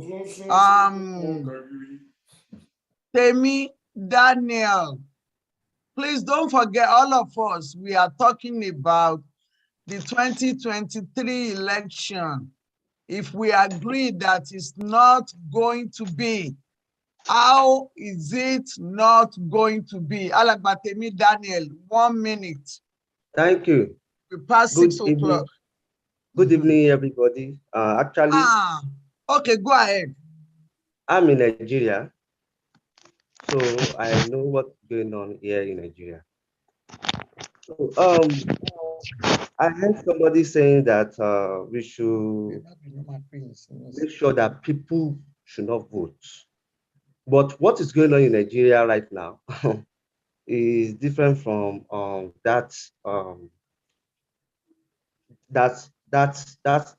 thing, because it's not everybody that will actually buy the idea. Even right now, as we are trying to like preach Yoruba nation to people, telling them Nigeria constitution is fraudulent, people, not everybody is buying the idea. So that's one thing. Then another thing is that 2023 election is coming and we want to stop it. So to my own opinion, this is what I would suggest. I want to see how all groups, the leader of all groups, if they can come together and hold a meeting. Hold a meeting on this 2003 coming election.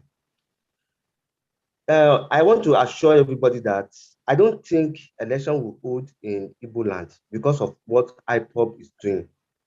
And it's not all regions that can do that, especially in Yoruba land where I am, the Western region.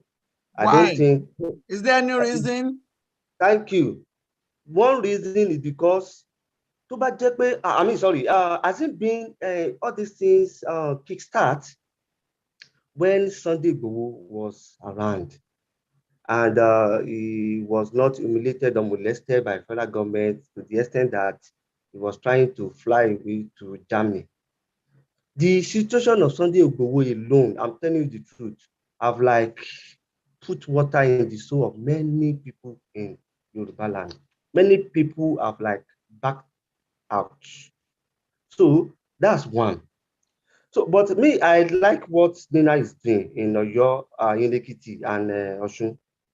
So that's the angle in which I'm coming from. If you leaders in all groups can hold a meeting, and let's start from there. I'm not going against Plan B or anything. I know Plan B is there, but if all the leaders in all the groups can come together and hold the meeting, and let's see a situation whereby there will be court cases in all regions, in Akwa Ibom, in Lagos, in Benue, Ekiti, concerning 2023 election. That's one. Then I want to say something too about security. Somebody said that the constitution is the problem of security. Self-defense is in Nigeria constitution. I'm trying to look for it because constitution is in front of me. I'm still searching for it. It was Buhari that made. There. Okay, it was Buhari that made the executive orders. So I don't know why people cannot sue him to court for him to reverse that executive orders, for everybody to submit their arms and anything that they can use to defend themselves. Okay. So, thank you. You make your point. Okay. Let me, because our time is we are running over the time. Thank you. Alagba, you made great point and we appreciate it. But I have to take somebody else. Professor Akwa Ofion will be leaving soon. So let me give him the last, let's have his last take on this. And then Amufiri, Oluwakayode Akimbola, then I will take other people who are raising up their hands. Professor Akwa. Thank you very much. Thank you very, very much. I am grateful that you had me here today. I'm grateful that I heard all of us speak. Believe it or not, there's some things I've heard here that I'm going to take away from here. But the last thing I want to say is just to simply answer the hypothetical question. I think some people have kind of answered it when they were talking, which was the hypothetical question that I heard last was, if for whatever reason there was a controversy during the election, either some parts of the country didn't vote or something just happened and the election results were questionable and the issues about the election results. But as I said, some people have kind of answered the question, I think it was, let me see, it was Chris Gbode who talked about all of the self-determination groups coming together. That would be the best. That would be the quickest way. But I can say, though, I would hope all of us can agree on this. If there is an issue in Nigeria, number one, there's no negotiation with Nigeria under any circumstances. My organization, we will never negotiate with Nigeria because that would make us to look stupid. There's nothing to negotiate.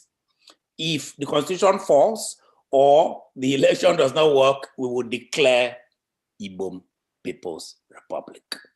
All ethnic nationalities need to prepare to do this. I think it is the responsibility. It is the solemn responsibility of every single ethnic nationality and group to make preparations so that if there's confusion in the place, we declare our republic. That is the last thing I'll have to say today. I thank everyone. I thank Al-Haja for having me and tolerating me for these few hours. And I ask you once more to, as Al-Haja said at the beginning, look for me on YouTube. I'm going to be doing almost daily live shows now where all of these things will be aired. The last one I did, a few people from Yoruba Gbode were there just a few days ago. And let us continue this constitution. But the final thing, we will declare Igbo People's Republic. We are not going to negotiate with Buhari. We are not negotiating with Nigeria again. We are tired of negotiating with Nigeria. Thank you very much. Thank you, sir. Right. God bless you. Thank you for coming. Dr. Oluwakayode Akinbola, unmute yourself, sir. You are muted. Unmute yourself. Okay. I just want to thank everyone that has been part of this meeting and preface my suggestion by saying that the temptation sometimes with this kind of discussion is to think that we can come up with a comprehensive discussion in a single meeting like this. And I want to encourage us to resist that temptation. We're talking about how to assure there's no election. And as I think about it, I have three interrelated suggestions that I hope that we can take with us. There's a lot to unpack with each of them, but they're all tied to how not to have the election. The first is for each of us to be able to identify with the struggle. I'm almost willing to bet that if I did a general poll of those of us in this meeting right now, only a few of us are actually actively involved in the struggle, financially, practically, or otherwise. The truth of the matter is that the number of us across the globe that are being touched by this matter are huge. But when you look at the complacency, especially among those of us who are the most educated, the most privileged, with the most resources, it's really pathetic. And you know, there's a historical backdrop to that. So I just want us to, first of all, at a practical level, ask ourselves, what am I doing as part of this process? If you are not already doing something, take that step. The second one has to do with being able to understand how our oppressors, the Northern hegemony, has been able to learn the arts and science of amassing and exercising relational power. It is true that we say they are not educated, but when we talk about using a relational power, they are light years ahead of us. That's a discussion for another day. But you know, when you look at a lot of us that are, a lot of us from the South, the Southwest, and indeed, you find out that we really are not sophisticated enough to be able to cultivate the kinds of interdependency around which then we can begin to say, yes, we are a force and exercise it. So I want us to take that as the second suggestion.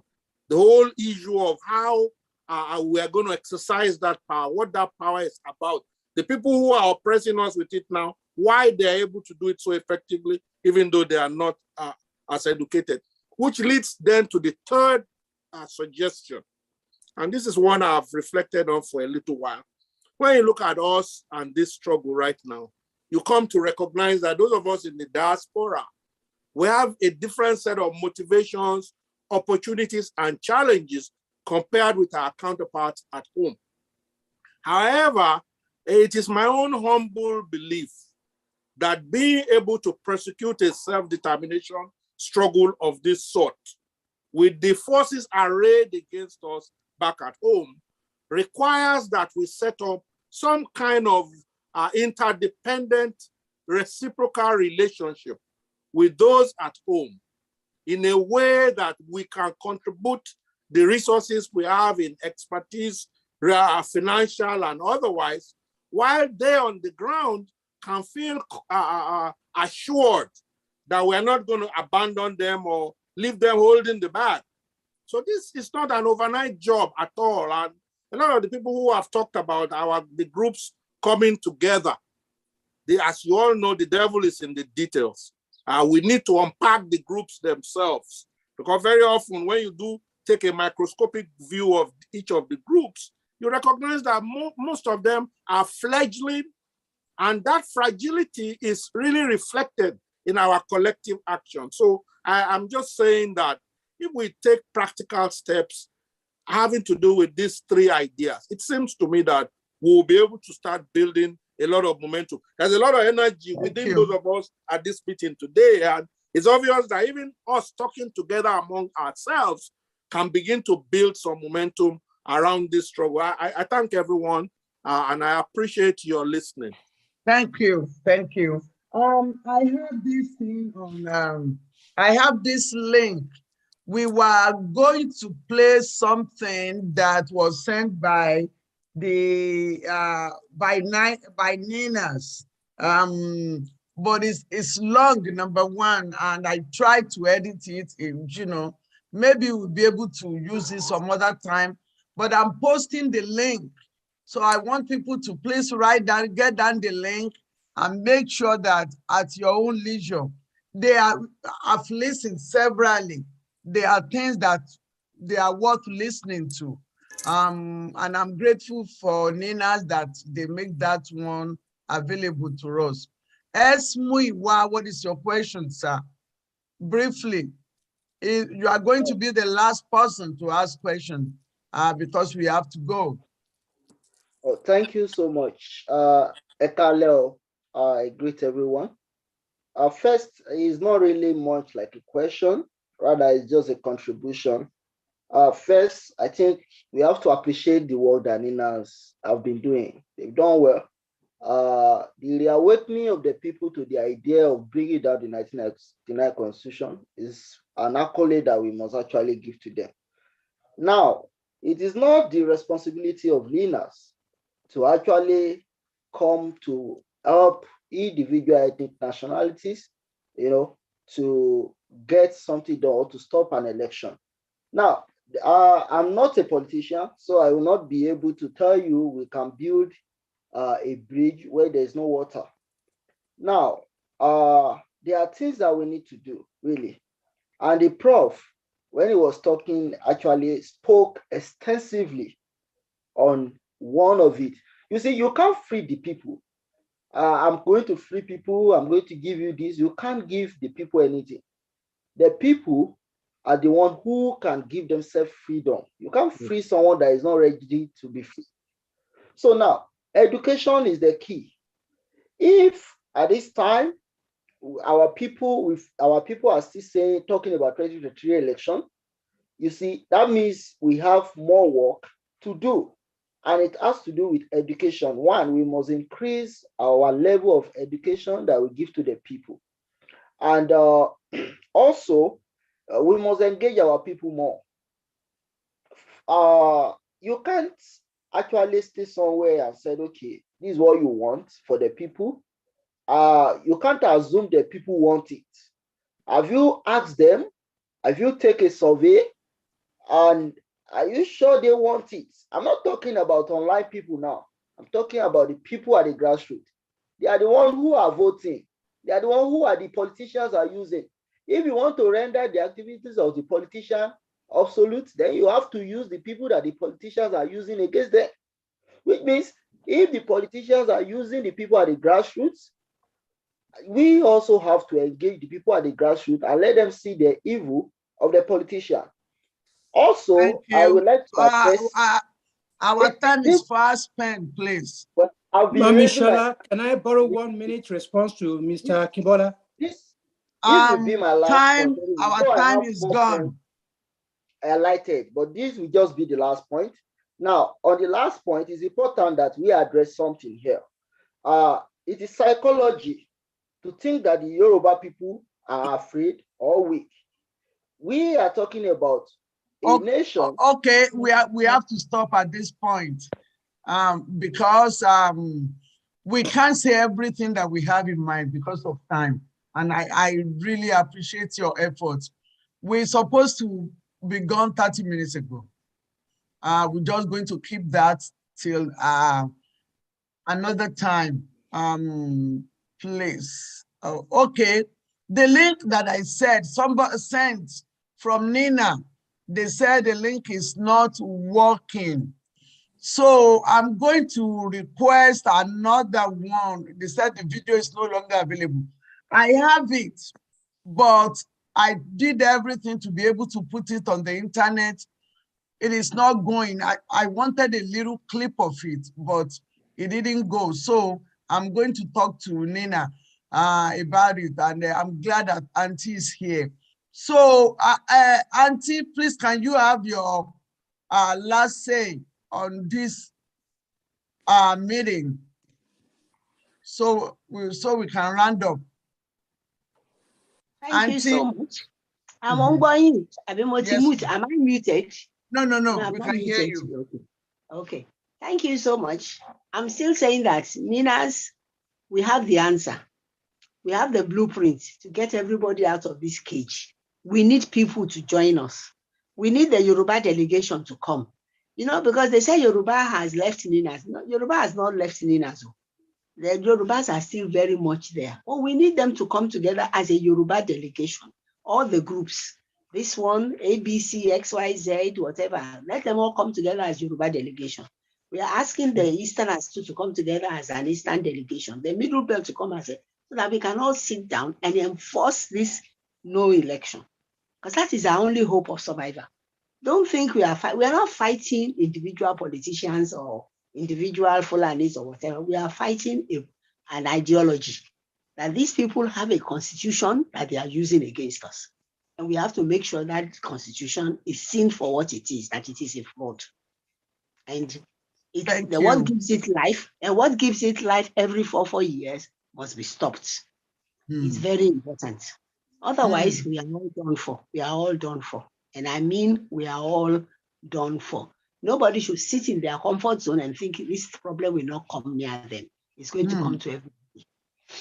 Thank you very much. I'll send you the details. I'll send you the link for the 4 videos so that people you can send it to the people who came on to the meeting today, and they can pass it on to others. Let them have a look at the 4 videos. Okay. See that. Thank you, ma. Not playing. Yellowfin.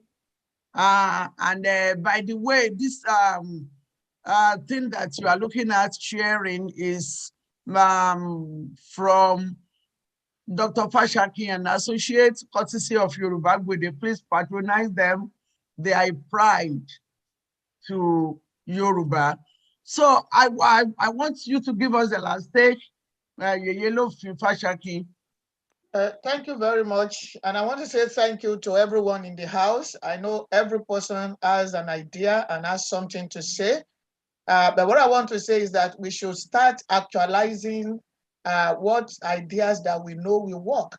Otherwise, we're just going to be doing talking, and the people know us for talking and with no action. Let's make a difference now. Let's put action to what it is that we need to do to push back these Fulani people, to make sure that they do not eliminate us or wipe us off the map of the world, which is what they want to do, which is what they said that Usman Dofodio asked them to do since the 50s. So we need to rise as a people And we're talking of all these self-determination group. They are good, but infighting should stop. The people we should fight should be the Fulanis. We should stop this election. We should stop this constitution. We should stop even this Fulani from gaining an inroad into our land. They own the land much more than we do now. If you want to travel from Ibadan to Lagos now, you will know that they own the land. People will almost put Quran with a Bible and put it with a Gbode and tie everything together to be able to travel from Lagos to Ibadan. Why does he have to be like that in our own land? Yoruba sọ pé èkúté ò kì í tọ́ni wálé ẹni wá pa. Why is it that these people are now killing, and our leaders are saying, don't fight, don't fight? Ṣé ìṣe pé wọ́n ti po sódà mọ́ oúnjẹ mọ́ àwa bí oúnjẹ mọ́ àwọn leaders wa? That they are saying all this rubbish, don't fight, don't fight. Don't fight, they are raping your daughters. Don't fight, they are cutting your necks. Don't fight, you can't go to the farm anymore. Don't fight, there is hunger in the Yoruba land. There is no hunger in Nigeria. The hunger is in Yoruba land.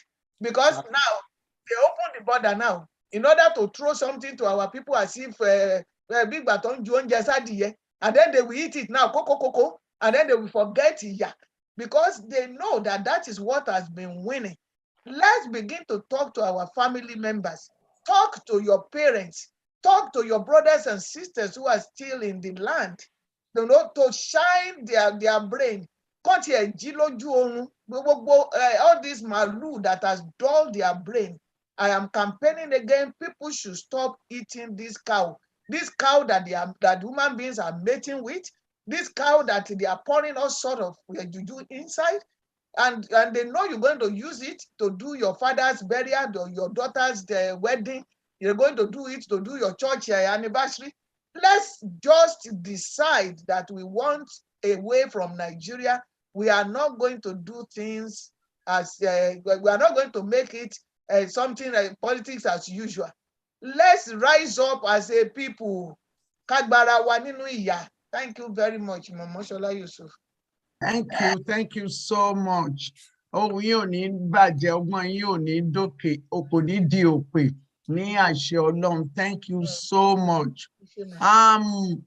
I'm taking this opportunity, Baba, Professor Adeniran Adeboye. Baba Adeboye. Ẹ ṣé ń gbọ́ mi? I'm gbọ́ yín dáadáa. I'm very happy to have been here today. I learned a lot. I think our guests are saying to us in very, very clear language. Tí apá ò bá ṣe sán àkálí. So I think the time is come to actually begin to plan alternatives, not just talk alternatives, but plan them. I think we have connections all over the world, and we must listen to people, and we must be ready. Kiev is fighting for its life. They are not waiting for any referendum. There are many parts of the world where people have been successful in getting what they wanted. Yugoslavia used to be a country. Czechoslovakia used to be a country. All of those places have now decomposed into more natural nations. There is no reason why Nigeria should be an exception. Àfi tó bá jẹ́ pé ẹran ìyà ni wá.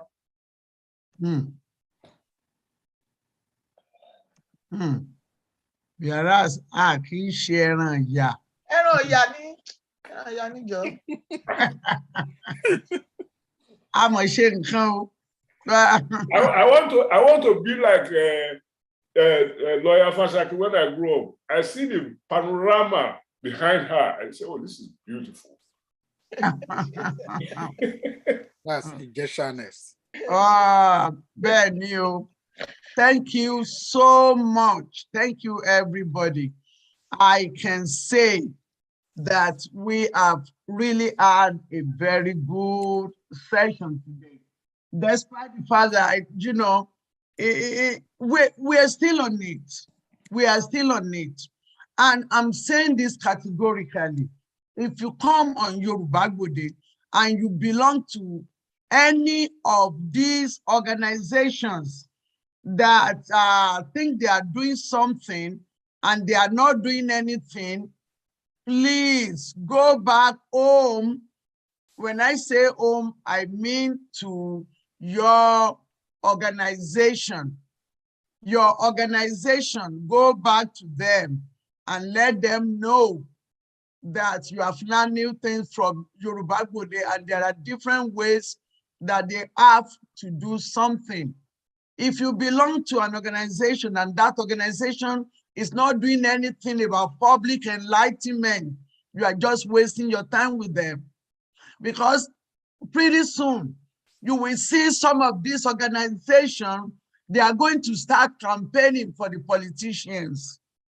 Mark my words, they are going to start campaigning. So if you are part of any organization, even if you don't contribute money, if you are spending your time, they should be able to listen to you. You should have a contribution. That is what I want us to go home and do. So before I finally say my bye-bye, I wanted again to take this opportunity to thank everybody that has been here. I'm going to start from my dear Egba, Baba Moye, Alagba, Adeniran, Adeboye, who is always there for Yoruba. I also want to thank Baba Dr. Akimbola. I'm very, very grateful for your passion on where Yoruba should be. I'm honored, ma. Thank you, sir. Thank you very much, everyone. Yeye Lofi, Janet Fashakin, thank you so much for what you have always been doing for Yoruba. We're going to get there. Thank you. I also thank my guest, Auntie Folashade Olukoya. By the grace of God, we will be there together.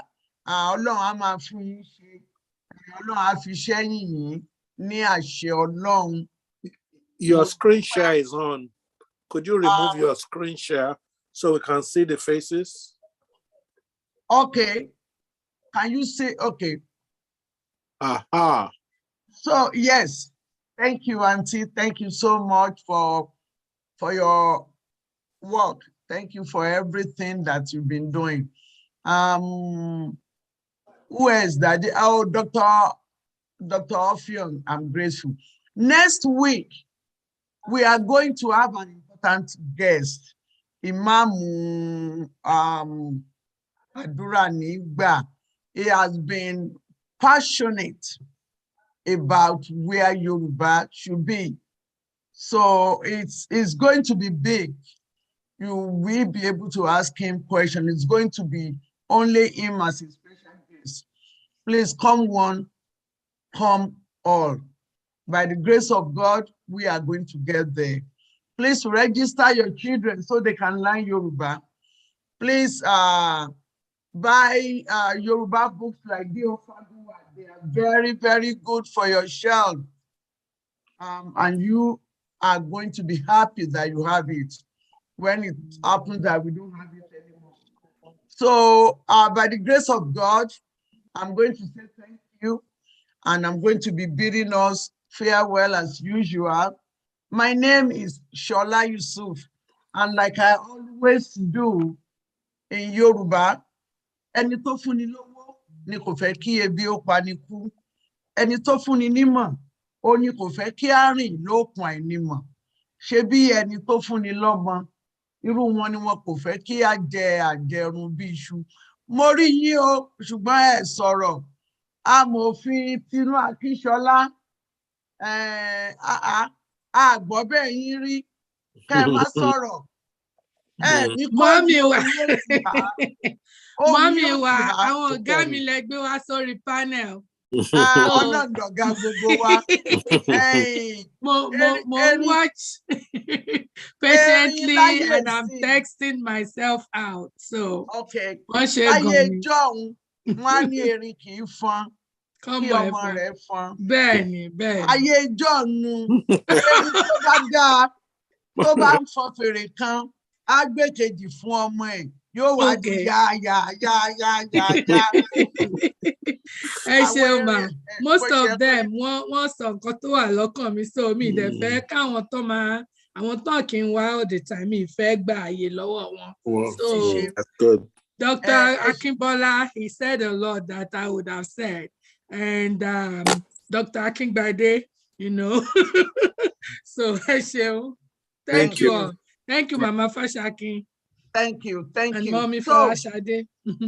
So I'm very, very grateful to everybody that has participated here. My own crew, my engineering crew from Nigeria, Israel Oriaku, thank you. My engineer from here, our young man from Howard University, who is always here throughout the program. Odagba, Odogbo, that is Olu Fiji, Olayinka, thank you so much. My other people that I didn't mention, Ade Adenekan, thanks for your help. It's through your help that we are able to hear today. I'm grateful. Thank you so much. Until next week, when I see you again, I'm yours sincerely, Shola Yusuf.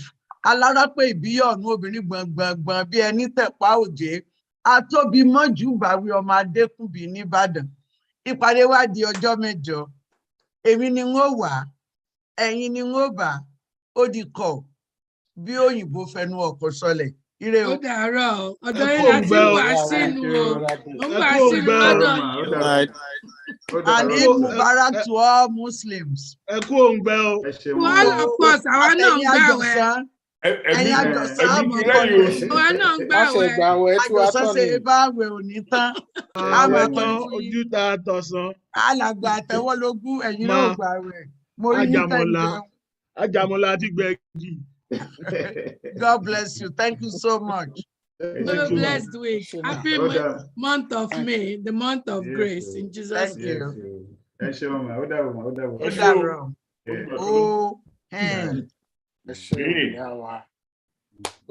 Ẹ kú iṣẹ́ olóòtú. Ẹ máa rí ṣe o. Àṣẹ o. Ẹ ṣé o. Bye bye. Ó dàárọ̀.